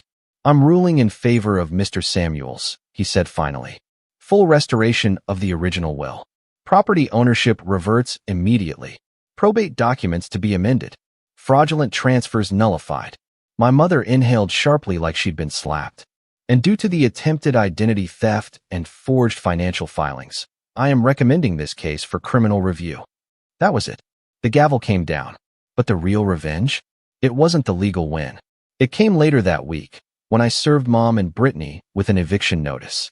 Pine Grove Avenue was mine again. Not out of ego. Out of principle. The house had stood for decades, built by my grandfather, maintained by his values. He didn't want it to be a battleground. He wanted it to be a legacy. And I was finally ready to honor that. They didn't go quietly, of course. There was crying, begging, accusations of heartlessness. But I stood firm. No yelling. No lectures. Just calm, legal inevitability. Because they didn't respect emotion. But they understood consequences. Still, there was one final twist left. One that I never saw coming. And it arrived in the form of a handwritten note slid under my door 2 days after the eviction. From Brittany. And what she wrote changed everything. The note was written on a torn piece of yellow legal pad. No envelope. Just folded once and slid under my door sometime in the middle of the night. No name on the outside. But the handwriting was unmistakably hers. Loopy, rushed, like she was trying to outrun her own conscience. I hesitated before opening it. After everything, I didn't think there was anything left to say. But curiosity has a way of bending even the strongest resolve. So I unfolded the paper and read the crooked lines written in black gel pen. Lucas, I know you hate me. I probably deserve it. But I never meant for any of this to go so far. It started small. Mom said it would be temporary, just to help me get ahead, and then we'd fix it later. The check from Dad, the car, even the loan. I thought you'd forgive us eventually like you always do. You always forgave. But when you didn't, when you actually fought back, I didn't know what to do. And now I've lost everything. You, the house, my job, my name. I'm moving to California. I got a friend who can let me crash for a bit. I know you probably don't believe me, but I really am sorry. If you ever want to talk, or even yell at me, here's my number. I changed it. Again. I read it once. Then again. And for a moment, just a brief flicker, I felt the pull of what ifs. What if we had grown up differently? What if Mom hadn't chosen her as the favorite, or hadn't made me the mule? What if there hadn't been so many lies sewn into the foundation of our family that you couldn't tell what was memory and what was manipulation? But then I folded the note neatly and slid it into the drawer with the court documents. I didn't respond. Not because I didn't care, but because I had finally learned that some apologies don't buy their way back in. Not when the cost has been your trust, your dignity, your peace. Brittany was gone a week later. Her social media disappeared. Her name stopped coming up in family whispers. Aunt Marlene heard she was working part-time at a restaurant near San Diego, living on a couch, dating some guy she met online. I didn't investigate. Mom didn't move out willingly. She dragged her feet, filed a delay, even tried to appeal the eviction. Claimed it was unjust for a son to displace his own mother. That she was elderly and sick, though she wasn't. That the house had always been hers. But the law was clear. The will was ironclad. And I wasn't 12 years old anymore, desperate for her approval. She left in the middle of the night. Took everything she could carry, photos, jewelry, furniture, even the patio cushions. But she couldn't take the land. The deed. The name carved into the stone mailbox out front. When I visited the property the next morning, I found the door unlocked and the living room stripped bare. Just echoes and dust, and the faint smell of her perfume still clinging to the air. On the kitchen counter, she left a single note on a napkin. You've always been selfish. Enjoy your empty castle. I smiled. Not because it didn't sting, but because for once, she was wrong. The house didn't feel empty. It felt free. In the months that followed, things changed. I restored the house, but I didn't live in it.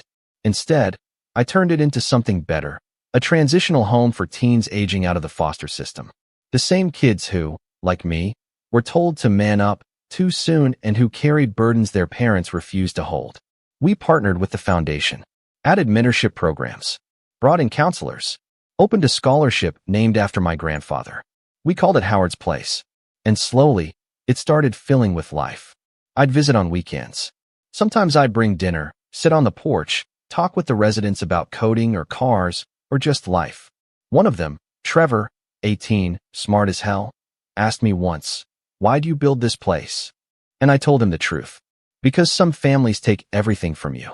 But that doesn't mean you can't build something better. He nodded like he understood. I think he did. As for me, I'm good now. Really, truly good.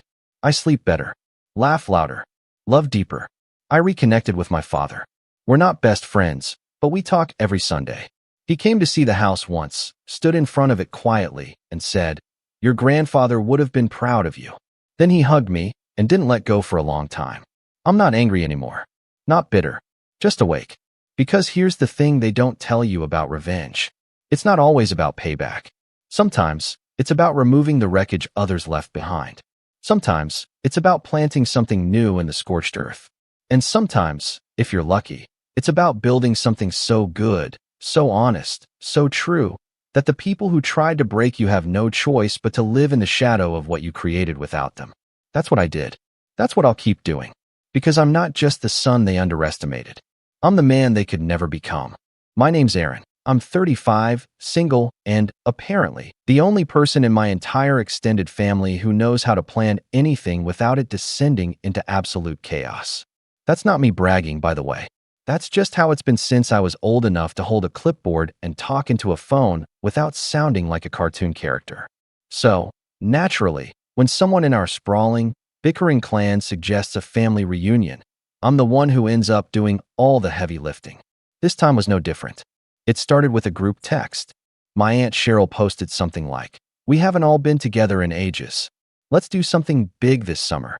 Cue the flood of excited messages, dozens of cousins, uncles, and in-laws chiming in, throwing around dates and locations like they were planning a royal wedding. And then someone said it. "Aaron, You're so organized. You should take the lead again. That was back in March. The reunion was set for late July. I didn't complain. Not out loud. I'd done it before, and if I was being honest, part of me actually enjoyed it. I liked the orderliness of it, the satisfaction of turning a mess of ideas into a real event. Plus, a small part of me hoped that maybe, just maybe, this time they'd appreciate the effort. Spoiler, they didn't. I spent weeks researching venues that could handle over 70 people, combing through menus, comparing rates, negotiating with vendors, creating custom invites, the whole 9 yards. When we couldn't lock in the deposit fast enough, I fronted the money myself. $3,500 for the venue, another $2,000 to hold the catering, and smaller bits here and there, decorations, custom shirts, some activities for the kids. Altogether, I was floating close to $7,000. I figured I'd get paid back. Not all at once, but gradually. I'd set up a shared spreadsheet, added Venmo and Zelle links, and even included itemized breakdowns for transparency. I was nothing if not thorough. The cracks started to show around mid-June. That's when people began dropping off the group chat. First a cousin here, then an uncle there. Aunt Cheryl suddenly had church stuff and might be late. My sister Hannah went radio silent. No explanations, no questions, just a slow drift away. And the payments? Maybe 10% of what I was owed came in. I followed up, nicely at first, then with a little more urgency. Nothing aggressive, just polite nudges. I got hit with excuses. Oh, I thought I sent it. Or we're tight this month, but I'll get it to you before the event. My cousin Jared had the nerve to say, "You make more than most of us anyway, right? This shouldn't be a big deal." Still, I kept going. I was too deep into it to back out now. The week of the event, I confirmed everything with the venue and the caterers. I sent out final reminders, directions, and a schedule. I even called the balloon arch guy twice because I didn't trust him to show up on time. The night before the reunion, I packed my car, printed out the itinerary, and double-checked my reservation numbers. Everything was ready. I texted the group chat. "See you all tomorrow." So excited. Not a single response. That should have been my first clue. The next morning, I got up early and headed to the venue. I was nervous, but in the good way, you know? Like before a big presentation. I pulled into the lot, and my stomach dropped. The lot was full. Cars everywhere. I barely found a spot. I walked into the hall. It was packed. My family was already there. Eating, laughing, music playing. Tables set, decorations up, catering in full swing. But I hadn't done any of that. And I hadn't been invited. I stood frozen in the doorway for what felt like an hour, but it was maybe 30 seconds. Then Aunt Cheryl spotted me. Her face turned this strange shade of pale pink, and she came over, arms wide and fake smile plastered on. "Aaron, hey, I didn't think you were coming after all." I blinked. "What are you talking about? I planned this." She laughed nervously and leaned in like we were gossiping. "Well, you seem so stressed. The group thought it'd be better to just take over. Give you a break." I couldn't speak. Not right away. I looked around. My mom was there. My sister Hannah. My cousin Jared. The one who said I make more than him. Everyone was there. Everyone who had bailed on messages, ignored my payment reminders, ghosted me for weeks. They planned around me. Behind me. I didn't yell. I didn't cause a scene. I just said, "I see," and walked out. No one followed. I sat in my car, trying to make sense of it. I was hurt, sure, but mostly I felt used. Like they took my planning, my contacts, my groundwork, and once it was all set, they decided I wasn't needed anymore. Worse, they didn't even tell me. They hijacked the whole thing and pretended like I was never part of it. I drove home. I didn't cry. I just sat on my couch, numb, phone face down on the table. The group chat lit up that night with photos, smiling faces, kids with balloon animals, cheesy captions like, "So grateful for family," and "Best reunion ever." I didn't say a word. Then, 2 days later, I got an alert from my credit card company. A $10,248 charge. Labeled, "Event Catering, Final Payment." I stared at it, heart thudding. I called the bank immediately. "Yes, sir," the rep said after a brief hold. "The catering company processed this charge based on a prior authorization. It appears the card was swiped manually. I hadn't authorized it. Not that charge. I'd only paid the deposit, with the agreement that the remaining balance would be settled the day of the event by someone from the family. Apparently, they decided to skip that part and use my card again. Without telling me, I asked if they could reverse the charge. They could, if I filed a claim, which I did, right there on the spot. I froze the card. I told them the full story. The rep was polite, even sympathetic. She said the catering company would likely be contacted for documentation, and an investigation would follow. She paused. Would you like the charge flagged as potential fraud? I didn't hesitate. Yes. 2 days later, I got a call from the catering company. The manager, a guy named Leonard, was clearly agitated. Mr. Delaney, I just need to confirm. You're saying you didn't authorize the final charge? That's right. Well, he exhaled, that's a problem. Because we already provided the full service. And the person who gave us your card swore it was fine. Who was it? I asked. I can't say until the claim is processed officially, he replied. But let's just say it's someone who should have known better. I could hear the edge in his voice. He wasn't just worried. He was furious. And that's when the real party started. The next morning, I woke up to my phone vibrating off the nightstand. I fumbled for it, half asleep, only to see 6 missed calls from my mom and a couple of texts from Hannah. I didn't even open them at first. I just lay there, staring at the ceiling, trying to process what the day might bring. But then I got a call from an unknown number, and I picked up without thinking. Aaron Delaney, a stern voice asked. Speaking. This is Officer Grayson with the city's Financial Crimes Unit. We're following up on a potential case of credit card fraud reported by both your bank and a local business, Catering Collective. I'd like to schedule a time to get your statement in person. I sat up. Wait, this is a criminal case now. We've received a formal complaint from the vendor, he said. They provided video evidence, signatures, and correspondence. Since you've already filed a claim on the charge, we need to confirm your side before proceeding further. I scheduled the meeting for that afternoon. I wasn't dressed more than 5 minutes before another call came in, this time from Aunt Cheryl. I let it go to voicemail.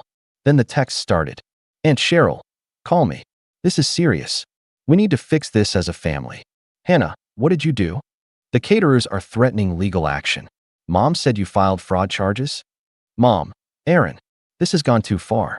Be reasonable and call US. And finally, Jared, are you really trying to get people arrested over one little mistake? You need to fix this. Now, one little mistake. That line pushed me over the edge. By the time Officer Grayson came to my apartment, I had a neatly organized folder waiting. Screenshots of my group messages, the original receipts, the catering agreement, and even the itemized cost breakdown I'd sent to the family months earlier. He was surprisingly patient and even-keeled as he flipped through everything. So to be clear, he said, you authorized the deposit, and someone else, without your knowledge or permission, used your card for the final charge. Exactly. And do you have any idea who? I hesitated. No, I said finally. But I think you'll find out. He nodded slowly, and I could see in his face that he already had.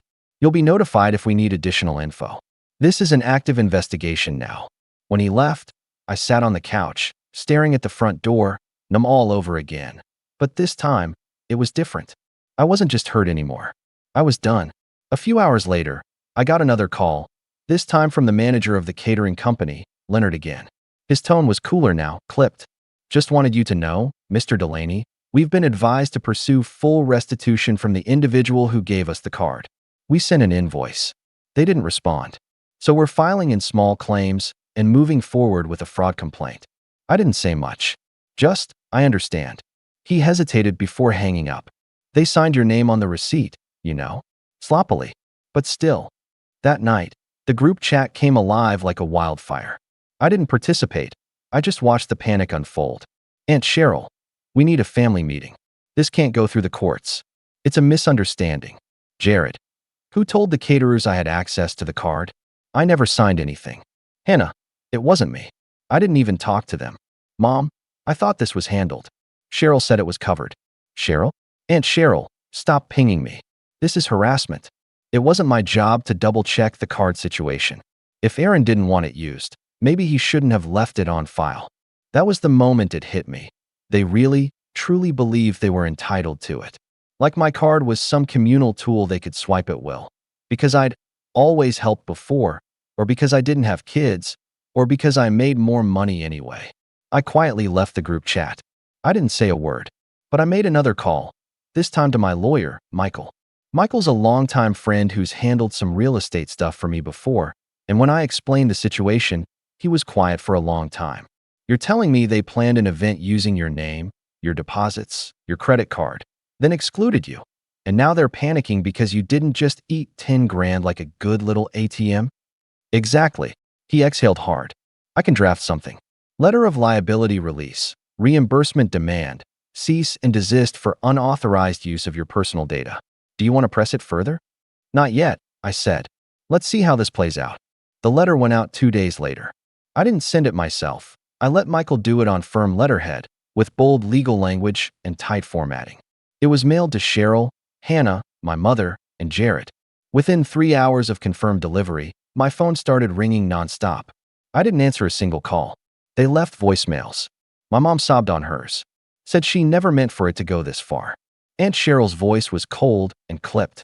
You're ruining the family over something we could have talked through. Jared's voicemail was short. Hope you enjoy watching your own family implode. Guess that's what money does to people like you. But it was Hannah's that hit me the hardest. Hey, she said, voice small. I didn't know they were going to do this. I swear I didn't. I only found out the day before, and I should have said something. I just didn't want to be the bad guy. I'm sorry. I listened to it twice. And that's when I got a text from Michael. Michael, got word from the catering company's legal team. Cheryl and Jared are being named in the formal complaint for fraud and breach of contract. They're scrambling. I replied, good. Then came the email. From Aunt Cheryl. The subject line was one word. Please. The body of the email was longer than I expected and dripping with a kind of forced humility that almost made me laugh. Aaron, I know things got out of hand. That was never the intention. I truly believed you were overwhelmed, and I thought stepping in would be a relief. Maybe I was wrong. We're family. We shouldn't be dragging each other through lawyers and legal threats. I spoke with the catering company, and they said there's still time to resolve this if we handle it privately. I'm asking, not as your aunt, but as someone who loves this family. Please, let's meet. Just you, me, and Jared. We can make this right. No more lawyers, no more fighting. Please don't destroy what little peace this family has left. Cheryl. I stared at it for a while. The audacity was breathtaking. Don't destroy the peace? I didn't steal someone's identity to throw a party and then ghost them. I didn't lie to a vendor, forge a signature, or cut my own blood out of something he planned from scratch. And yet, somehow, I was the problem now, because I refused to swallow it. I didn't respond. Not then. Instead, I started pulling up the photos they'd posted from the reunion. Most of them were still public, and as I clicked through, something inside me twisted. Not because I wanted to be there, not anymore, but because I finally saw it for what it was. They were proud of what they did. They thought they got away with it. They smiled under the balloon arch I picked out, handed out the shirts I had ordered, posed beside centerpieces I coordinated, with name cards I printed by hand. And not once, did they acknowledge me in the captions. I wasn't just excluded from the event. I was erased. And now, when that fantasy started to crumble, I was supposed to play the villain for not handing them duct tape? Nah. That night, I posted something on my private Facebook, not public, but visible to every family member who was part of that reunion. It was a photo from my laptop, the original spreadsheet labeled Family Reunion Master List, Do Not Delete, open next to a Word document titled Liability Notice, Unauthorized Card Use. The caption? Just 2 sentences. Sometimes silence is mistaken for weakness, but sometimes it's just the sound of you running out of rope. I didn't check the comments. I didn't need to, but my inbox filled fast. Some were neutral, asking what happened. Some were less than kind. One cousin, who hadn't paid a dime or lifted a finger, had the nerve to message, "Why are you trying to make a scene? It was just a party. Just a party." I took a walk to cool off. It was dusk, and the air had that heavy stillness, like something was about to break. By the time I came back, my phone had lit up again. Missed call. Voicemail. From Jared. He sounded agitated. Angry even.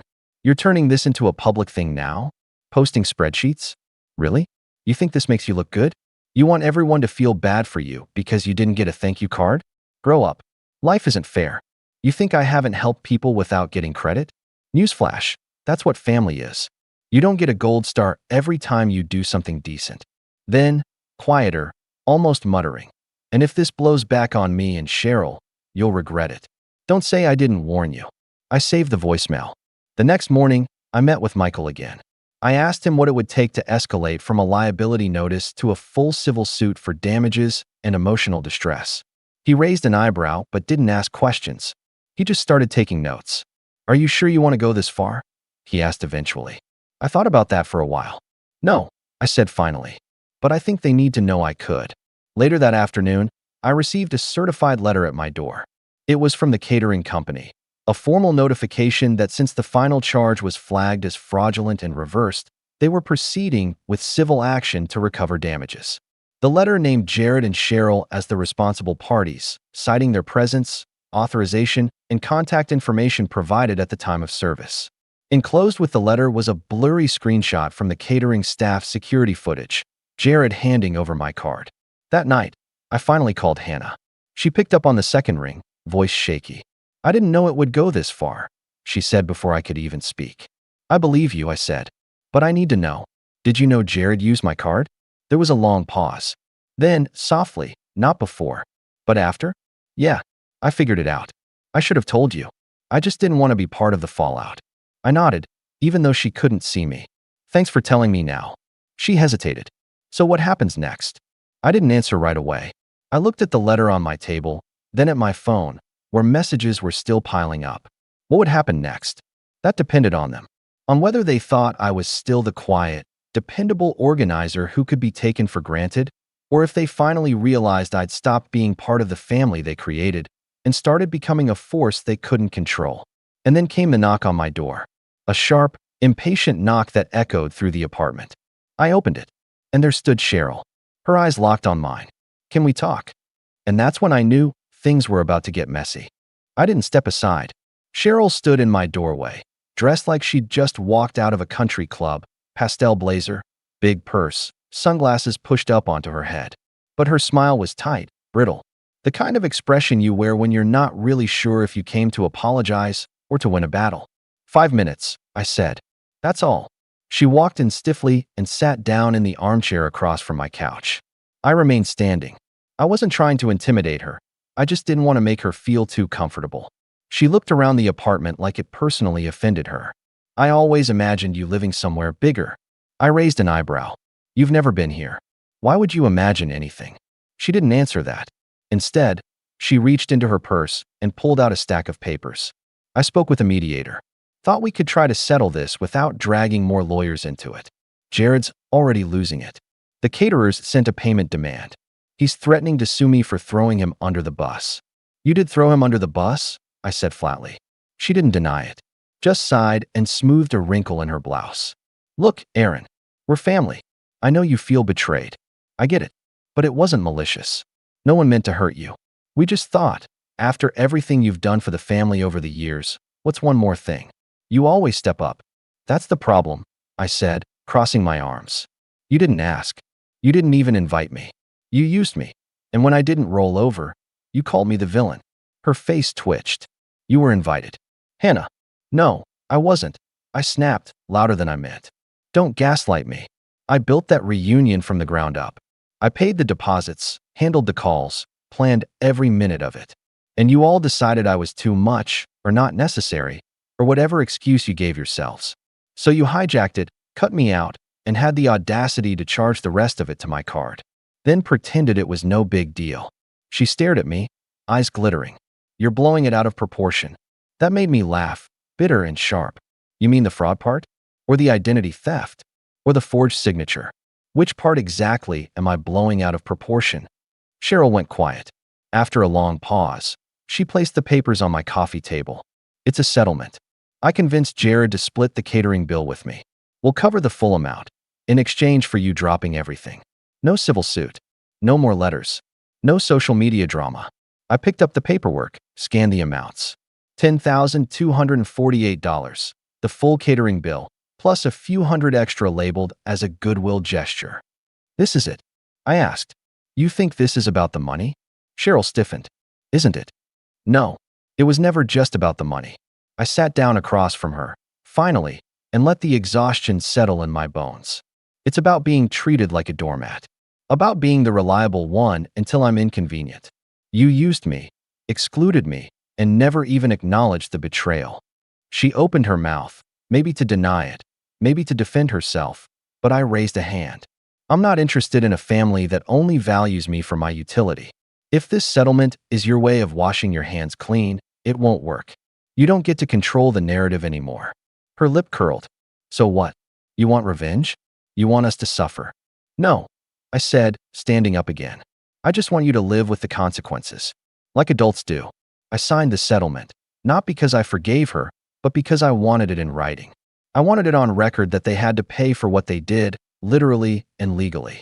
And I wasn't going to give them the satisfaction of dragging it out longer than it needed to be. Cheryl took the papers, muttered a tense "thank you," and walked out without looking back. I closed the door behind her and leaned against it, heart pounding. That night, I received the wire transfer confirmation from Michael. The funds landed in my account by morning. But I didn't feel vindicated. Not right away. I felt relieved. Not in a triumphant way. More like someone letting go of a rope they've been holding too long, palms burning from the friction. A week later, the family group chat was resurrected, a new one this time, without me. I knew because Hannah told me. She didn't join it either. She showed me some of the messages, though. Jared blaming cancel culture, Cheryl claiming she took the high road, and others trying to plan the next get-together, pretending like the last one wasn't a dumpster fire. I wasn't angry anymore. I was just done. Done trying to prove myself. Done fixing things for people who never said thank you. Done pretending blood was enough to call someone family. Instead, I used part of the settlement money to book a solo vacation to Iceland, a place I'd always wanted to see but never made time for. I hiked alone along moss-covered cliffs, soaked in hot springs at dusk, and sat in absolute silence beneath the northern lights. No one asked me to organize anything. No one complained. No one needed anything from me. When I got back, I posted one photo, just me on a black sand beach, smiling at the wind, waves crashing behind me. The caption? The best reunion I've ever attended. I didn't check the reactions. I didn't care. A few months later, Hannah came by for dinner. We talked like we used to, before all the mess. She admitted she was slowly cutting ties with most of the family too. They're still pretending nothing happened, she said over pasta. Like it all just blew over. I shrugged. Let them. You really aren't going back? She asked. No, I said simply. And I don't think they believe that yet. But they will. She nodded, then raised her glass. To peace and chosen family. I clinked mine against hers. And for the first time in years, I felt like I was exactly where I was supposed to be. Not needed. Not used. Just wanted. My name is Lucas. I'm 26. And for most of my life, I've been the responsible one in my family. That wasn't a title I ever asked for. It was more like something that stuck to me because someone had to play the adult when the actual adults were too busy picking favorites. My younger brother, Daniel, has always been the golden child. He's 22, reckless, impulsive, and yet somehow untouchable in my parents' eyes.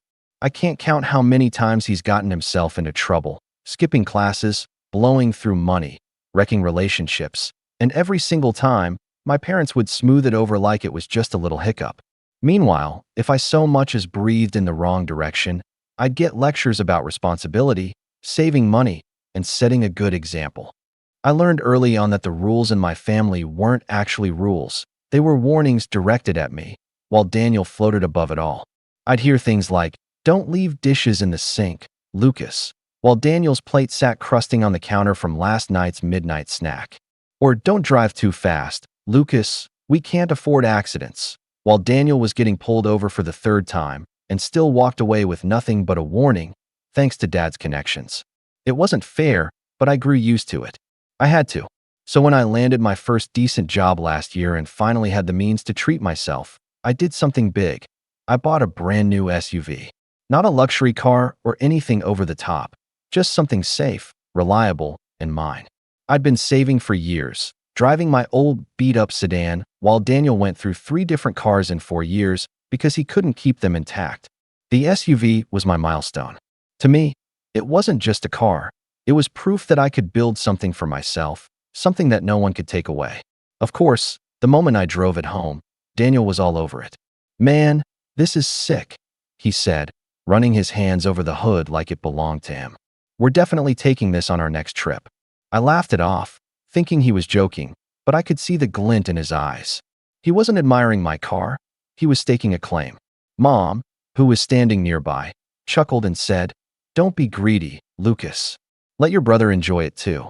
As if the thousands of dollars I spent didn't mean anything.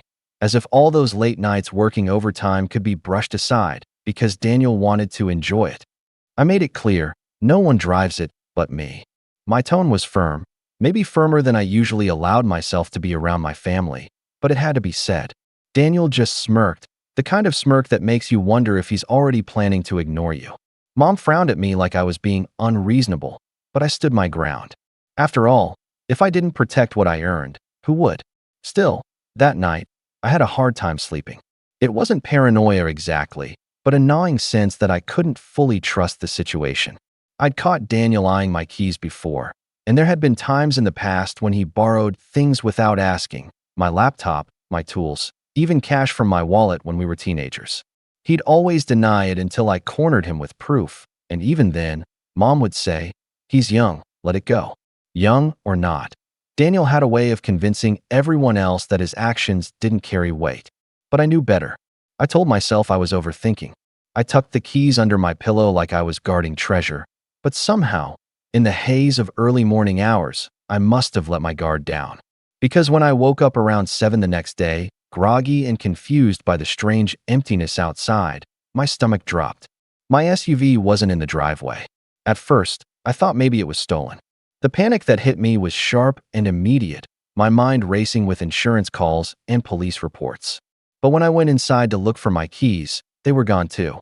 My heart sank as the reality pieced itself together. Daniel. The rage that hit me was almost overwhelming. It wasn't just about the car. It was the principle of it all. I'd worked for that SUV, guarded it, and warned him not to touch it. And still, in the middle of the night, he'd taken what wasn't his. I stormed into the kitchen where Mom was already making breakfast, humming like nothing was wrong. "Where's Daniel?" I demanded, my voice sharper than I intended. She looked at me with that weary expression she reserved for when she thought I was overreacting. "He went on a weekend trip with some friends," she said, stirring her coffee. "Why?" My hands clenched. "He took my car. My SUV. The one I told him not to touch." She barely blinked. "Don't be ridiculous, Lucas. He wouldn't do that." It was like a slap in the face. The SUV was gone. The keys were gone. And still, she denied it. That familiar wave of disbelief and frustration crashed over me. For years, I'd been told to let things go, to swallow the unfairness. But this wasn't some dirty dish in the sink. This was my car. I wanted to scream, to shake her until she admitted what we both knew. Instead, I stared at her, trying to process the sheer audacity. "The car is gone, Mom. He took it. Don't defend him this time." But she only sighed, patting my arm like I was a child throwing a tantrum. "Lucas, stop blaming him. He would never do that." And in that moment, something shifted in me. I didn't argue. I didn't shout. I just stood there, my chest tight with anger, but my face carefully calm. I smiled, because while she brushed me off, I already knew something she didn't. The SUV Daniel had driven off with wasn't exactly the car he thought it was. And that secret was going to change everything. When I walked out of the kitchen that morning, Mom's words followed me like a curse. "He would never do that." She said it with such conviction, as if denial could bend reality to her will. I knew better. The empty driveway outside was proof enough. But what stung wasn't just Daniel's betrayal. It was the way Mom refused to acknowledge it. Again, always again. The hours crawled by with no word from him. I tried to distract myself, pacing around the house, sipping coffee that went cold in my hands. I kept replaying the same thoughts. The payments I had set up for the SUV, the long hours I'd worked, the sacrifices I made. That car wasn't a toy. It wasn't a shared family vehicle. And yet that's exactly how Daniel was treating it. By noon, I couldn't take it anymore. I called his phone, straight to voicemail. Texted him. No response. The silence wasn't surprising. It was strategic. Daniel knew that if he ignored me long enough, by the time he returned, Mom and Dad would have already smoothed things over, and I'd be painted as overly dramatic for still being upset. It was the same cycle I'd lived through for years. When Dad came home from work, I thought maybe he'd back me up. He's always been the quieter one in these family disputes, but I held out hope. I cornered him the second he walked in. "Dad, Daniel took my car. My SUV. He left at night, and hasn't answered me all day. Dad didn't even flinch. He set his briefcase down and rubbed his temples. Lucas, your brother's just blowing off steam. Don't make this into a big fight. He'll bring it back. I stared at him, floored. Don't make this into a big fight? He stole my car, Dad. That is a big fight. Lucas. His tone was low, warning. You're too rigid sometimes. You've got to learn to share. He's your brother. That word, share, ignited something bitter in me. Share? As if Daniel and I were equals in this. As if I hadn't paid every single dime for that car. As if my years of careful saving were somehow less important than Daniel's whims. I wanted to laugh at the absurdity, but it wasn't funny. It was suffocating. Later that evening, while I was sulking in my room, I overheard Mom and Dad talking in the living room. Their voices were low, but the walls in our house weren't exactly soundproof. Lucas is always so uptight about these things, Mom muttered. It's just a car. Dad sighed. He'll get over it. Daniel's young. Let him enjoy himself while he can. The words stabbed deeper than I expected. It's just a car.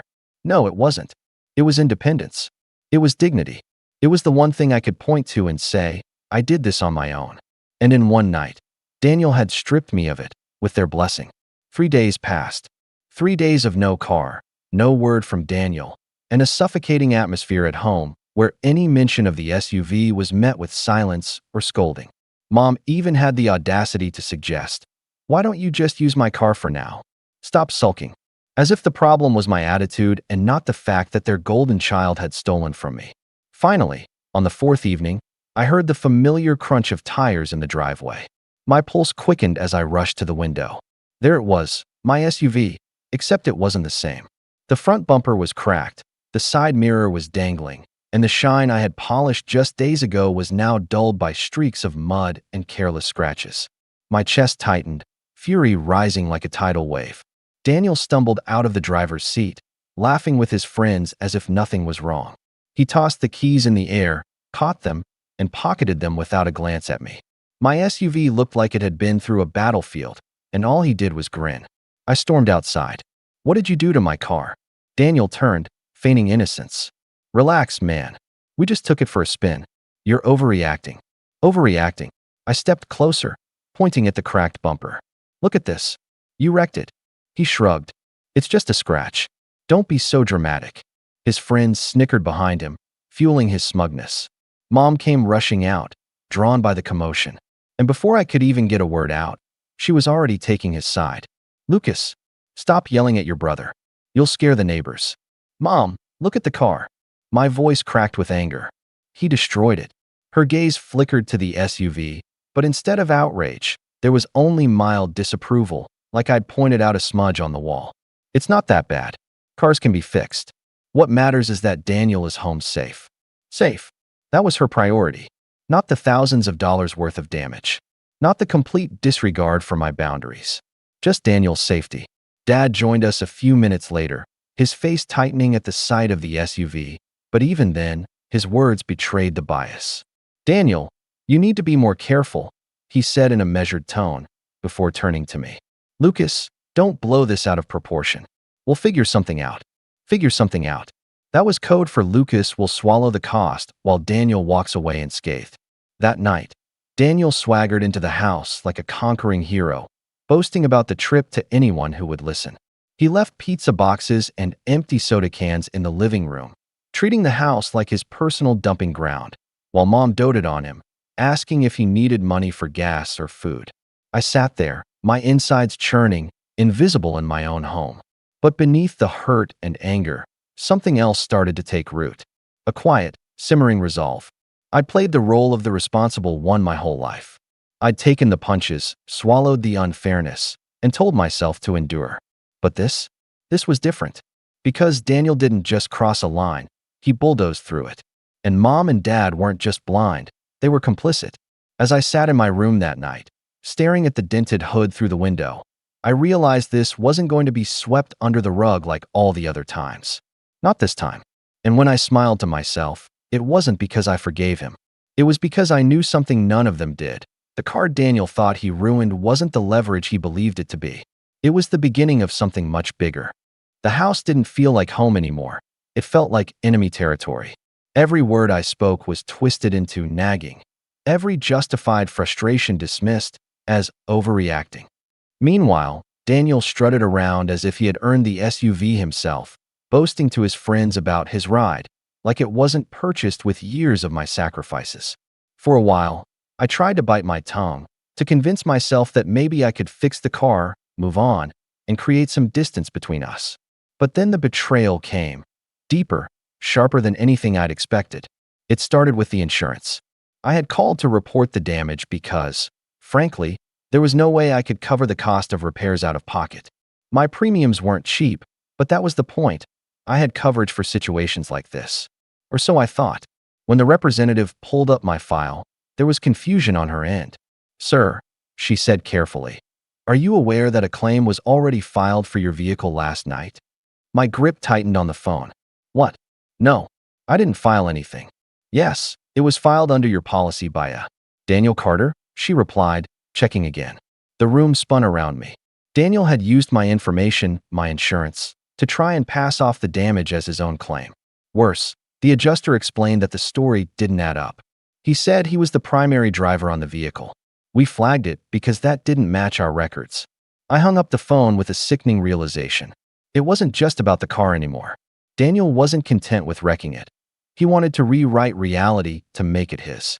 He was trying to take ownership of something he had no right to, dragging my finances and credibility down with him. When I confronted him, his reaction made my blood boil. He was sitting on the couch, scrolling through his phone, legs kicked up like a king on his throne. "You used my insurance?" I asked, voice low and trembling. He didn't even look up. "Yeah, chill out. It's not a big deal." "Not a big deal? You filed a fraudulent claim in my name. Do you understand what could happen if—" He finally looked at me then, eyes narrowing in that infuriating way. "Lucas, you're so uptight. You've got no idea how the world works. Nobody cares who files what. I was fixing the problem for you." Fixing the problem. That was his justification. My hands shook as I clenched them into fists, not out of fear, but out of the sheer effort it took not to explode. When I turned to Mom and Dad, desperate for someone, anyone, to acknowledge the gravity of what he'd done, their response was the nail in the coffin. Mom crossed her arms, glaring at me. "Lucas, stop making everything into a drama. He was just trying to help. Why can't you be more like your brother? Relaxed, easygoing?" Dad nodded, adding, "You're overreacting again. This is exactly what I meant about you needing to share more. You're too possessive. Share more." Possessive.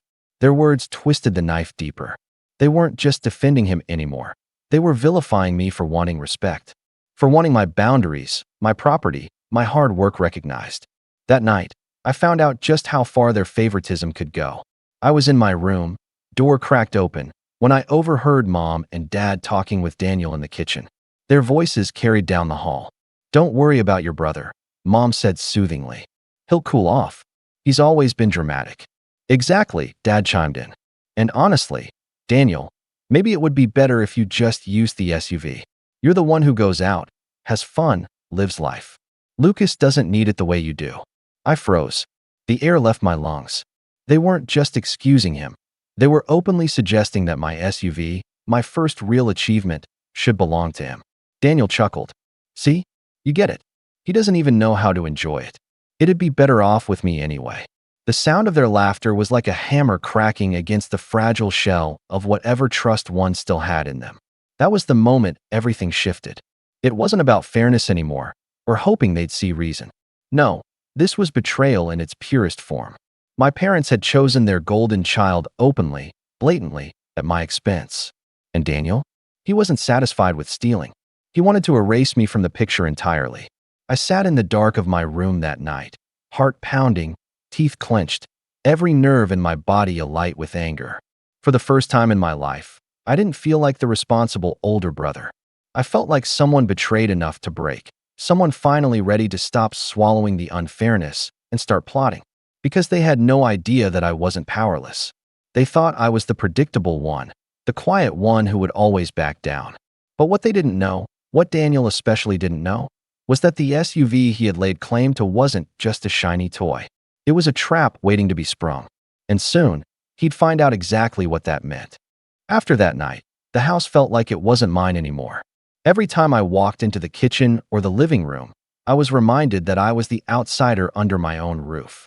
Mom and Dad's laughter with Daniel, the way he lounged in the SUV's driver's seat like it had been his all along, the dismissive glances they threw me whenever I dared to voice my frustration, it was suffocating.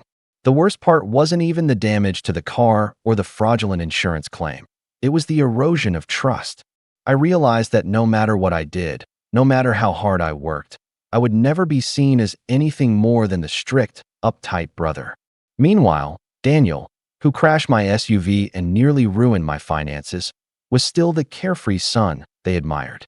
That realization hollowed me out in a way I hadn't felt before. The following week was brutal. Daniel took the SUV again without asking, parading around town like it was his personal trophy. My phone buzzed with friends sending me photos. Daniel parked sloppily outside bars. Daniel revving the engine in crowded streets. Daniel boasting about his new ride to anyone who would listen. Each photo felt like another twist of the knife, not only because he was humiliating me publicly, but because I couldn't even correct the narrative. If I told people the truth, I knew he'd spin it, and Mom and Dad would back him. That's how it always went. I tried to talk to them again, one last time. It was after dinner, when Daniel had tossed his dirty plate into the sink and walked off without so much as rinsing it. I stayed behind with my parents, hoping maybe, just maybe, reason would prevail if I spoke calmly. Mom, Dad, I began, my voice trembling with effort. I can't keep doing this. That car is mine. I worked for it. Daniel doesn't respect it, and I need you to stop enabling him. If he keeps this up, he's going to destroy more than just the SUV. He's going to drag me down with him. I thought the vulnerability in my tone would get through to them. But instead, Mom pursed her lips, shaking her head slowly. Lucas, you're exhausting. All you ever do is complain. Why can't you be grateful your brother is even around? One day, when he's successful, you'll be proud. Proud. That word echoed in my skull like a cruel joke. Proud of what? Proud of a brother who stole from me, wrecked my car, and laughed in my face? Dad chimed in too, his voice softer but no less dismissive. You've got to loosen up, son. You're making mountains out of molehills. If you keep this up, you'll push your family away. Push my family away. The irony of that nearly made me laugh out loud. They'd already chosen. I was already on the outside. That night, I lay awake staring at the ceiling, the weight of their words pressing down on me. I thought about the years I had sacrificed to be the responsible one. The nights I stayed in to save money while Daniel blew cash on parties. The times I bailed him out of trouble even when I knew he deserved the consequences. And now, here I was, branded as the villain in my own story. It was my rock bottom. The next morning, Daniel swaggered into my room without knocking, tossing the SUV keys onto my desk. By the way, you're low on gas. You might want to fill up before you drive it again, he said with a grin. Oh, and my buddies love the ride. They said I should bring it next weekend too. He walked out before I could even respond, his laughter trailing behind him. I stared at the keys, my blood boiling, my chest tight. That was the moment something inside me snapped, not into an explosion of anger, but into something colder, quieter. I stopped arguing, stopped pleading, stopped wasting my breath. If they wanted me to be the villain, then I'd play the part, but on my own terms. I realized there was no point fighting for their recognition anymore.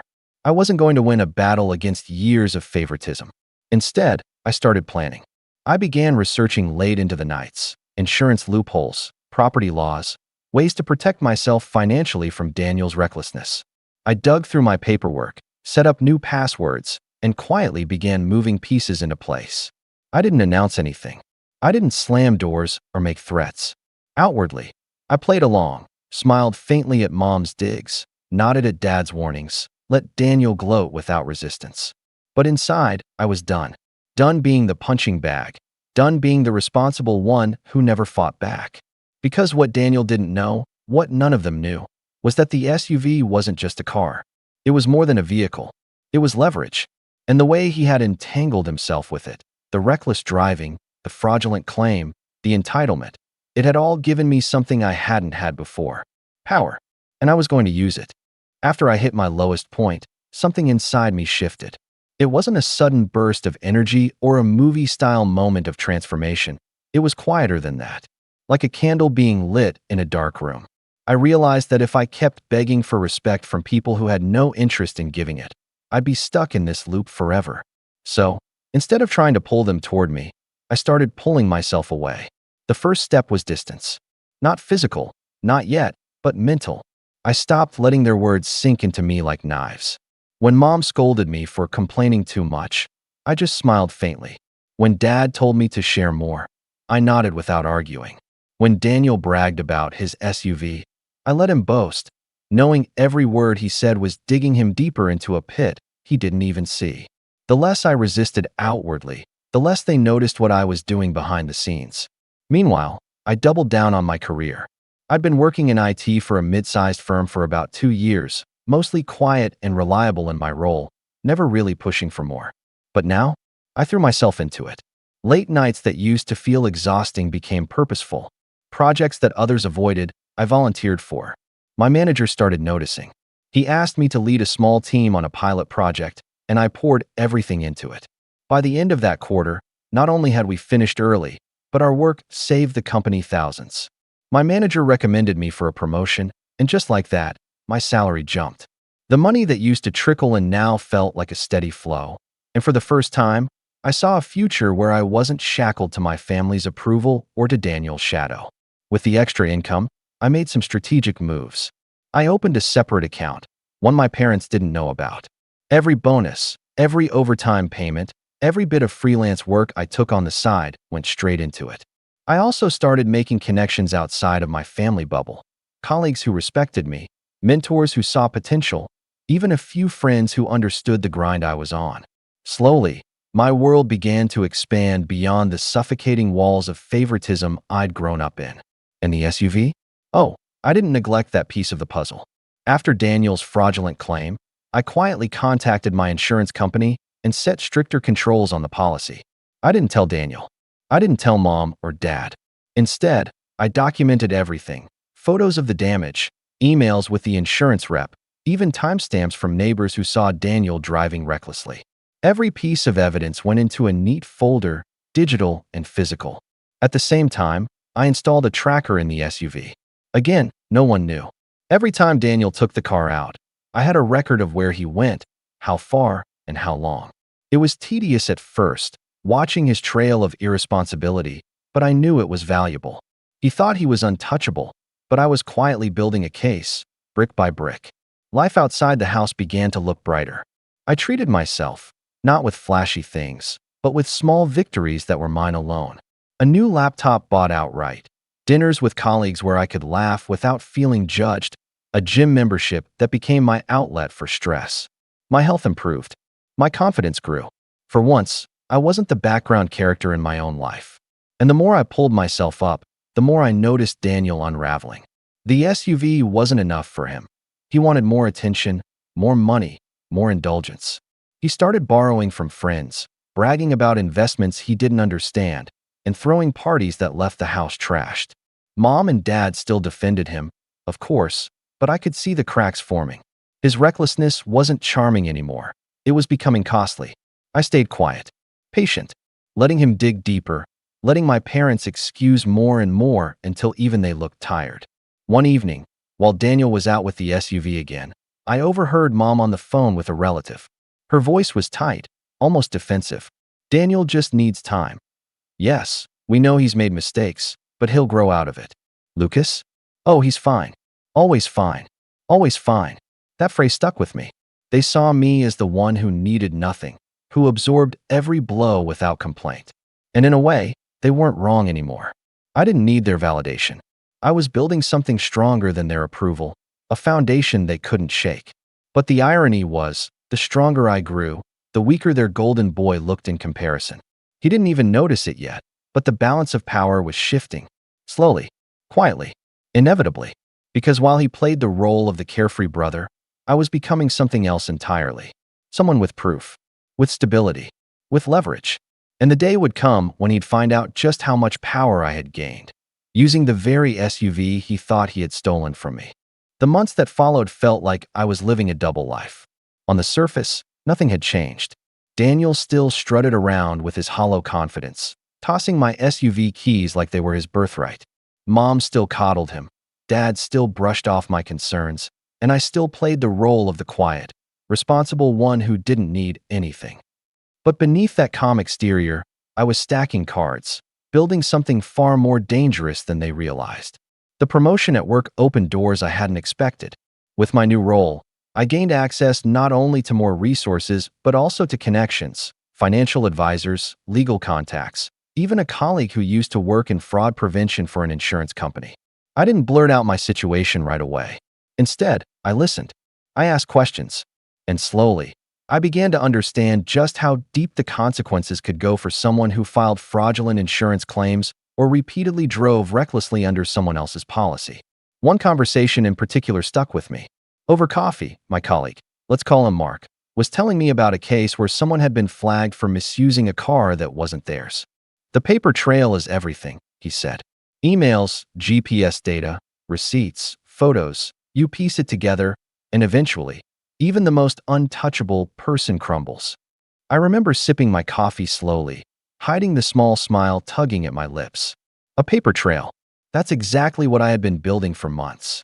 Every reckless trip Daniel took in the SUV was recorded by the tracker I'd installed. Every dent, every scratch, every receipt from gas stations he used my card to fill up with. I had them cataloged. I even had text messages from him bragging to his friends about his ride, screenshots saved in multiple folders. To anyone else, it might have looked obsessive. To me, it was preparation. Meanwhile, Daniel's arrogance was ballooning. He wasn't content just borrowing the SUV. He started talking about upgrading it, as if it were his to modify. One night at dinner, he casually mentioned to our parents, "I was thinking of trading it in for something sportier. Maybe a coupe." I nearly choked on my food. "Excuse me." Daniel smirked. "Relax, man. I'm just saying. This SUV isn't really my style. Too family-friendly. Don't you think I'd look better in something with, a bit more edge?" Mom laughed. "Well, he's not wrong. You've always been the practical one, Lucas. Daniel needs something more fitting for his personality." I looked between them, stunned, my fork frozen in midair. They weren't even hiding it anymore. They were entertaining the fantasy that my car was Daniel's to trade. That night, I realized something crucial. Daniel wasn't just entitled, he was careless with his entitlement. He believed so completely in his golden child immunity that he'd started saying the quiet part out loud. That was dangerous for him, and valuable for me. Around that same time, I stumbled onto another piece of leverage I hadn't expected. My company had begun offering optional car allowances to employees in managerial positions, an incentive to ensure reliable transportation. I applied, and within weeks, I had approval. It wasn't enough to cover a brand new vehicle outright, but combined with my savings, it gave me options. Serious options. That's when the idea solidified in my mind. I didn't need to fight for recognition anymore. I didn't even need to fight for the SUV. What I needed was to let Daniel, and by extension my parents, dig deep enough into their delusions that when the truth finally landed, it would crush them under its weight. I quietly met with a lawyer, someone recommended by Mark, and laid out a hypothetical scenario. What if someone repeatedly damaged your property, filed false claims, and tried to assert ownership? The lawyer raised an eyebrow but didn't laugh. If you can prove it, you'd have grounds not just for financial restitution but also for charges, depending on the extent. That night, I walked back into the house with a calmness I hadn't felt in years. Mom was nagging me about how I never smiled anymore. Daniel was bragging about his weekend plans, and Dad was glued to the TV. I just nodded, smiled faintly, and went upstairs. Because I knew something none of them did. I was no longer just the responsible older brother. I was someone with documented proof, legal advice, and a financial cushion that freed me from needing their approval. And most importantly, I was patient. Daniel thought he had all the power because he had the keys. But the keys didn't matter anymore. What mattered was the trap I was building around him, one he couldn't see until it was too late. Sooner or later, he'd walk right into it. The breaking point came on a Friday night, one of those evenings where the house was filled with the sound of Daniel's laughter and the clatter of his friends taking over the living room. I had just come home from a long day at work, productive, fulfilling, but exhausting, and the last thing I wanted was another reminder of how little respect I had in this house. Yet there it was, Daniel tossing the SUV keys in the air while bragging about his plans for the weekend. "We're taking it upstate," he announced proudly, his friends nodding along. Gonna hit the lake, maybe camp out. This thing's perfect for hauling all our gear. I froze in the doorway. He didn't even bother to look at me as he said it. Didn't even acknowledge that the car he was parading around was mine, not his. My SUV had gone from being my achievement to being his party accessory, and my parents sat there grinning like it was cute. That was when I knew it was time. The trap I'd been building for months was ready, and Daniel had just volunteered to step straight into it. Earlier that week, I'd met with the lawyer again. With all the documentation I'd gathered, the tracker logs, photos, insurance correspondence, even witness accounts from neighbors, it wasn't hard to build a case. But instead of rushing to file something immediately, I held on to the evidence, waiting for the perfect moment to make the damage undeniable. And this weekend trip? It was the perfect storm. The morning they left, I didn't argue. I didn't demand the keys back. I simply smiled, wished Daniel and his friends a safe trip, and watched as he drove away, music blasting, laughter spilling out of the SUV's open windows. Inside, I felt a calmness settle over me. The kind of calm that comes when you know you've already won. While they were gone, I set the rest of the plan in motion. I sent the tracker data and photos to my lawyer, including Daniel's itinerary, which I'd gleaned from overhearing his loud conversations. I even had screenshots of his texts bragging about borrowing the car for the weekend. The lawyer advised me to call the insurance company directly, not to file another claim, but to formally report unauthorized use and fraud tied to Daniel's previous attempt. Once you make the call, my lawyer said, you're no longer the one chasing the problem. The system will chase him. And so I did. Calm, polite, precise. I laid out everything to the insurance rep. By the end of the call, they confirmed Daniel's name was already flagged in their system. Thank you for confirming, Mr. Carter, the rep said. Rest assured, this will be escalated. By Sunday evening, when the SUV finally pulled back into the driveway, it was in even worse shape than before. A cracked taillight, mud caked along the tires, fast food wrappers spilling out of the back. Daniel stumbled out, sunburned and smug, his friends laughing like they'd just returned from a victory lap. Man, this thing is a beast, Daniel grinned, slapping the hood. Don't worry, bro, I'll get it washed tomorrow. I didn't respond with anger this time. I simply smiled, calm, measured, almost amused. Glad you enjoyed yourself. That night, while Daniel crashed in his room and my parents hummed with their usual pride, I sat quietly at my desk. I pulled up the tracker app, downloaded the weekend's data, and sent it to my lawyer with one final note. He's crossed the line again. Proceed. The next few days unfolded with a strange sort of satisfaction. A letter arrived addressed to me, but when I opened it, it might as well have been written directly to Daniel. The insurance company was formally investigating fraud and unauthorized use tied to my vehicle. The words were heavy, official, the kind of language you couldn't wave off with a laugh or a shrug. I didn't show Daniel. Not yet. Instead, I tucked the letter neatly into my folder of evidence, waiting. But my revenge wasn't just about legal consequences. It was about shifting the balance of power. At work, I'd finalized my car allowance paperwork, and within a week, I was approved for a new vehicle through the company program. A fresh start. And here's the best part. I deliberately didn't trade in the SUV. No, I kept it under my name, fully documented, battered as it was. Because it wasn't just a car anymore, it was Exhibit A. When Daniel tried to take the keys again that weekend, I let him hold them in his hand for a moment before calmly saying, actually, the SUV's off limits now. Company policy. I'll be driving the new one. Insurance doesn't allow unauthorized drivers anymore. His grin faltered. What do you mean? I've been driving it for months. Exactly, I said, meeting his eyes. And that's over. He laughed, trying to brush it off, but there was a flicker of doubt in his expression, the first crack in his smug facade. Mom swooped in, of course, scolding me for being selfish and telling me to stop holding grudges. But this time, I didn't argue. I just smiled and walked out with the new keys in my pocket. Because the real blow hadn't landed yet. And when it did, it wouldn't just knock Daniel down. It would shake the pedestal my parents had built for him to the ground. The fallout didn't come all at once.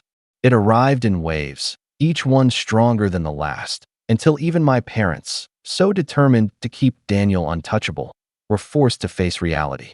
The first wave came when the insurance company called. I made sure to take the call on speaker while sitting in the living room, my parents and Daniel all within earshot. The representative's tone was calm but firm. They had concluded their investigation, and Daniel's fraudulent claim had been flagged as attempted insurance fraud. Because of the unauthorized use and repeated damage tied to my vehicle, they were placing restrictions on my policy and warning of possible legal escalation if it happened again. Mom gasped. Dad shifted uncomfortably. Daniel paled, though he tried to mask it with a smirk. It's just insurance people. They bluff all the time. But his voice cracked ever so slightly. The second wave hit when I finally revealed the folder I had been keeping. I laid it out on the dining room table like a case file, photos of the damage, tracker logs showing Daniel's late-night joyrides, screenshots of his texts bragging about the car, and copies of the letters from the insurance company. Each page landed with a slap against the wood, and with every slap, my parents' excuses grew thinner. This is harassment. Mom tried it first. You're digging into his life like some detective. No, I replied evenly, looking her dead in the eye. This is proof. Proof you've ignored for months. Daniel snatched at the papers, flipping through them in disbelief. You were spying on me? I was protecting myself, I said calmly. From you. The silence that followed was heavier than anything I'd ever felt in that house. For the first time, there were no quick excuses, no laughter to brush it off. Just a wall of evidence they couldn't climb over.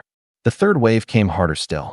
A few weeks later, Daniel was pulled over while driving a friend's car, reckless speeding, expired registration. With his name already flagged in the insurance system, the officer didn't just let him off with a warning this time. He got slapped with fines and mandatory court appearances. When he came home fuming, Mom tried to comfort him, but I could see the cracks spreading wider. Their golden boy was no longer untouchable. The system had its eye on him now, and there was nothing they could say to shield him. As for me, I didn't need to gloat. I didn't need to shout. I simply lived my life. With my new company car allowance, I drove a fresh vehicle that Daniel couldn't touch. My promotion came through officially, and with it, a new apartment downtown. When I packed my things, my parents begged me to reconsider, though their pleas weren't really about me. They were about losing the son who kept the house afloat, while their favorite spiraled out of control. I moved out quietly, no dramatic fights, no slammed doors. Just a calm exit from the battlefield I had been forced to grow up on. Months later, I returned, not to live, but to visit, pulling up in my new car, sharp suit fresh from work. The SUV still sat in their driveway, battered and unused, a monument to the months of denial and betrayal. Daniel stepped outside, thinner, wearier, his bravado dimmed. Mom and Dad followed, their faces lined with a shame they couldn't quite voice. Lucas, Dad said slowly, maybe we should have listened sooner.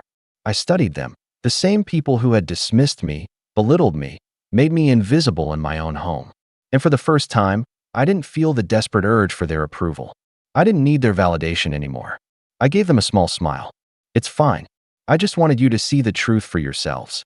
And as I turned to leave, Daniel muttered under his breath, bitter but broken, you set me up. I paused, glanced back at him, and let the words land like the final blow. No, Daniel, you set yourself up. I just stopped protecting you from the consequences. The look on his face, the dawning realization that his shield was gone, that his parents couldn't save him anymore, was worth every sleepless night, every quiet plan I had laid. I got in my car, started the engine, and drove away, leaving behind the broken pedestal they had built for their golden boy. For the first time in my life, I wasn't the overlooked, responsible son. I was the one who walked away with dignity, proof, and freedom. And that was the moment I knew. The game had finally shifted, and I had won. My name is Callum, and for as long as I can remember, I've been the afterthought in my own family. My younger brother, Ethan, was the golden child, the one who could do no wrong, the one whose every mistake was met with excuses while I was held to impossible standards. If Ethan forgot to do his homework, it was because he was creative and not meant to be boxed in by rules. If I forgot, I was lazy and irresponsible. If you needed money for something, my parents would hand it over without question. If I needed money, well, why wasn't I working harder? Why wasn't I more like Ethan? I suppose I should have seen it coming. The favoritism, the endless enabling, the way my parents spoke about Ethan as if he were destined for greatness while I was just there. But I didn't. Not fully. Not until I saw the will. It was a rainy Sunday afternoon, and I had stopped by my parents' house like I sometimes did. Not because I wanted to. I had long since accepted that I would never be their priority, but because, despite everything, I still felt an obligation to help them. Over the years, I had covered small expenses here and there, chipped in for repairs, and even helped with their mortgage when things got tight. Not often, but enough that I thought, foolishly, that they appreciated it. That, deep down, they understood I was the one keeping things afloat while Ethan bounced from one failed business venture to the next, burning through every dollar they handed him. I wasn't even looking for it. The will. I had gone into my dad's study to grab some documents for him. He had asked me to, probably because he didn't feel like getting up, and there it was, sitting on his desk. A stack of neatly typed papers with a bright yellow sticky note on top. Finalized will, do not misplace. Now, I don't consider myself a nosy person, but something about it made me pause. Maybe it was the fact that I had been hearing them talk about making things official for months. Maybe it was the way my mother had mentioned, in passing, that Ethan would be set for life. Or maybe, deep down, I just knew. I flipped through the pages, skimming until I found what I was looking for. Everything, the house, the savings, the investments, was going to Ethan. My name wasn't even mentioned. Not once. I stared at the paper for a long time, my stomach twisting. It wasn't even about the money. It was the principle. After everything I had done for them, after all the times I had stepped in when Ethan couldn't be bothered, I was still nothing to them. A backup plan at best, a source of extra income when they needed it. But never a son, never an equal. I could hear my parents talking in the other room, laughing at something on TV. Completely unaware that, in that moment, something inside me had shifted. I put the will back exactly as I had found it, walked out of the study, and sat down on the couch as if nothing had happened. But in my mind, a decision was already forming. They had made it clear where I stood in their lives. Now, it was time for me to act accordingly. I sat there, pretending to zone out to the noise of the TV, but inside, my mind was racing. I could feel my pulse quicken as the weight of what I had just seen settled in. The lie was so obvious, so blatant, and yet I couldn't bring myself to confront them. Not yet. I wasn't ready to show my hand. I stayed on the couch for a while, silently watching my parents. They were in the middle of a conversation about some new show they were watching, completely unaware of the storm brewing in my mind. My mother, as always, was fussing over some small detail, her hands flitting around like she was orchestrating everything in the room, while my dad was slouched in his chair, half watching, half dozing. It was so typical, so painfully normal. But everything had changed. Finally, I cleared my throat. Hey, I was, just curious about something, I said, my voice sounding a little too casual even to my own ears. I had to play this cool. I couldn't let them sense anything. Both of them glanced over at me, as if they hadn't expected me to say anything. I could tell they were surprised I'd even spoken up. Maybe they thought I was just some background noise in their lives. What is it, Callum? My mom's tone was distracted, like I was interrupting her mental checklist for the week. I feigned nonchalance, leaning back a bit on the couch, trying to make it seem like the question didn't matter. I was just wondering, about the will. I'm pretty sure I overheard you two talking about it. My dad raised an eyebrow. What about the will? He sounded defensive, but then he quickly masked it with a lazy shrug. It's all set up. Everything's going to Ethan and you. Don't worry, son. He waved it off like it was no big deal.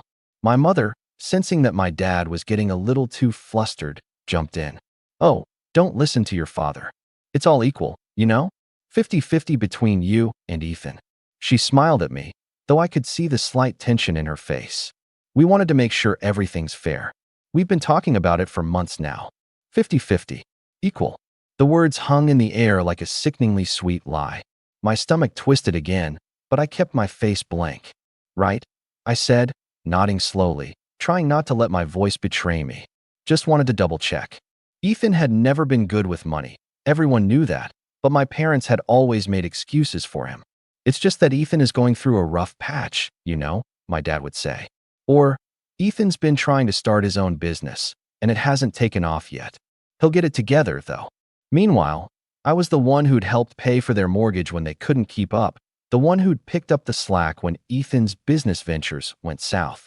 And now, here I was, watching them lie straight to my face. But I didn't call them out. Not yet. I wasn't going to let them know how much it hurt, how deeply the betrayal cut. No, I'd play along. Let them believe they could fool me. I wasn't ready to show my cards, not until I had a plan. Good to know, I said, flashing a tight smile. I'll just, get going then.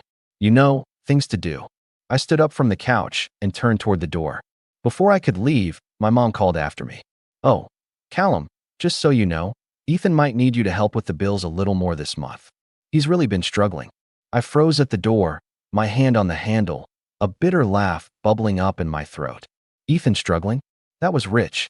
I turned around slowly, my eyes narrowing, but I didn't say a word. I just nodded. Of course. I'll talk to him later. And with that, I left. I had to get out of there before I said something I might regret. But I wasn't done. No, not by a long shot. This was far from over. As soon as I got home, I pulled out my phone, sat down, and stared at the screen. I could feel the anger building inside me, but I wasn't going to waste it. No, I needed to be patient. I needed to wait. And when the time was right, they'd see what it felt like to be left out. I just had to be careful, because this was going to get ugly. The next few days felt like a waiting game, but the more I thought about it, the more I realized just how far I'd been pushed. They thought they could use me, treat me like a safety net, all while pretending to care. But I was done. I had made up my mind. No more. I knew what I had to do. The first step was to cut the financial ties. It wasn't just the small stuff anymore. It wasn't just me paying for the occasional repair or sending a little extra money for groceries. This was bigger than that. It was time to cancel everything, every last little thing I'd been doing for them. So I started with the most obvious one, the mortgage. It wasn't much, but I had helped out a few times when they were behind. A couple of months, I chipped in a little here and there. Nothing major, just enough to make sure they didn't fall behind, enough to make sure they didn't have to ask for help. But now, they didn't need me. They had Ethan, the golden boy. I opened my bank app, stared at the screen for a moment, and then found the automatic payment I had set up for their mortgage. It had always felt like just another way I could be of use to them, but not anymore. I tapped the cancel button, just like that. The payment was gone. I hesitated for a split second, but then I thought about the will. The lies. The way they dismissed me, how they treated me like I was just there to fix their problems while they lavished attention on Ethan, the creative, one who never had to lift a finger. No more. The next step was the utilities. The electricity bill. The water. The gas. I had been covering some of that, too, when they were behind, as I was often the one they'd call when the bills piled up. Callum, could you help with this one? Just this month, they'd ask. And, like a fool, I'd say yes. No more. I pulled out the monthly payments and canceled everyone. It wasn't even about the money anymore. It was about sending a message. I didn't stop there. I thought about the car repairs I'd paid for when their old sedan started having issues, or the countless times I'd sent money when they needed a little extra for groceries, only for them to throw a lavish dinner party for their friends while I was left to scrape by. I went through my records and pulled up every transaction. Everything. If they thought Ethan was going to cover their expenses, then let him. When I finished, I just sat there for a moment, letting the gravity of it all sink in. There was no turning back now. They would have to face the consequences of their actions. Ethan could step up, or they could face the reality of what it meant to burn bridges. But it wasn't just about the money, it was about control. They thought they could manipulate me, make me the invisible one, the one who always had to be there, always had to help. Well, now they'd see what it felt like when that crutch was taken away. I went through the rest of the evening with a kind of calm, detached satisfaction. My parents hadn't even called. They hadn't noticed yet. Ethan probably hadn't noticed either. But they would. They would soon enough. A few days passed in silence, but then came the first message. It was my mom, texting me out of the blue, and it made my blood run cold. Callum, the mortgage is due. No greeting. No small talk. Just that simple demand. It was exactly like I thought it would be. But this time, I wasn't going to help. This time, I was done pretending that they could continue using me as a fallback. I took a deep breath. My fingers hovered over the screen. For a moment, I considered ignoring it. I could just pretend like I didn't get the message. But that wouldn't be satisfying enough. I wasn't going to just leave them hanging. Instead, I replied, I know. You should ask Ethan. I hit send, and then set my phone down on the table, watching it vibrate as if the universe was waiting for them to respond. I didn't care what they said. I didn't care how they tried to guilt-trip me or what kind of excuses they'd come up with. This was it. They had crossed the line. Now, they would have to deal with the consequences of their own actions. But deep down, I knew this was just the beginning. What came next? Well, that was going to be even harder for them to ignore. The seconds felt like hours, the phone sitting on the table vibrating again and again. I waited for a response, but honestly, I knew what would come. They always had a way of twisting things, playing on my emotions, using every ounce of guilt to get me to do what they wanted. It was the same old song and dance. But this time, I wasn't going to fall for it. The phone buzzed again, this time with a message from my dad. The screen lit up with his name, and my heart sank just a little. I wasn't sure what I was expecting, but it certainly wasn't this. Callum, what do you mean by that? This is your family. Why would you not help us? We've always been there for you. There it was. The manipulation. The attempt to make me feel like I was the one who had wronged them. But I had already made up my mind. I wasn't about to let them gaslight me into submission again. I sat there for a few moments, staring at the message, thinking about what I was about to do. There was no more pretending. I couldn't ignore it anymore. I had to confront them. I picked up my phone, fingers trembling just slightly, and replied, keeping my tone as calm and measured as possible. You want to know why? Because you lied to me. All this time, you've been treating me like a backup, like an ATM when it was convenient. You told me that everything was split evenly between me and Ethan, but you left everything to him in the will. That's the truth, isn't it? I waited, heart hammering in my chest as I watched the 3 dots flicker on my screen. They were typing. A moment later, my mom's name popped up, the words cold and distant. What are you talking about? The will isn't about that. It's not like that at all. We've always made sure things are fair between you two. I let out a quiet laugh, shaking my head, but I didn't want to give them the satisfaction of seeing my frustration. I typed back calmly, I found it, Mom. The will. I read it. You left everything to Ethan. The reply came almost instantly, and I could feel the desperation in her words, even through the screen. That's not true, Callum. It's not what you think. You're making assumptions, and you're overreacting. We told you both that we wanted to make sure everything was taken care of. Ethan's been struggling, and we thought it would be better for him to have it. My jaw tightened. Struggling? Ethan was a grown man. He wasn't a child. I had watched him throw away opportunity after opportunity, and yet they always coddled him. I wasn't going to let them continue to insult my intelligence. You've always made excuses for him. You've always covered for him when he messed up, but when it comes to me, I'm just the one who helps pay the bills. I get it now. I don't mean as much to you. So if I don't, then fine. I'm done. I want nothing to do with this anymore. There was a long pause. For a moment, I thought they might finally realize that I wasn't playing their game anymore. But no. The next message from my dad proved I was far from the truth. Callum, you're being unreasonable. You know we love you. You always have a place here. You're a son, too. We didn't mean to make you feel like you're not important. It's just, Ethan needs more help right now. He's always been the one who struggles, and he's been working so hard to turn things around. I could feel my anger starting to boil over, but I forced myself to breathe slowly, taking a moment to collect my thoughts. I wasn't going to get dragged into their web of lies. I had seen through them, and now I was going to make sure they knew exactly why I was done. You really think I don't see through this? You think I didn't notice how Ethan never had to do anything? How I was always the one you came to when you needed something fixed? But when it came down to it, I was just the one who paid. The backup. My mom responded next, but her words had the same hollow tone. It was like she thought if she just kept repeating her excuses, I would eventually give in. You're making this all about money. It's not like that. The will was just a formality, Callum. It was just a decision we had to make. We didn't want to leave him with nothing. It's not like you don't have your own life. I could feel my blood boiling, but I stayed firm, keeping my tone steady. Don't act like this is some noble gesture. You didn't do this because you care. You did this because you think Ethan's entitled to everything while I'm just the one who takes care of the messes you make. You've been treating me like a backup plan for years. Well, I'm done. There was no response at first. I could hear the silence on the other end of the phone, like they were trying to come up with a new lie, a new excuse to pull me back in. But I wasn't going to fall for it. Finally, my dad texted again. Callum, please. This is all a misunderstanding. You're our son. We didn't mean for it to be like this. We don't want to lose you. But it was too late for that.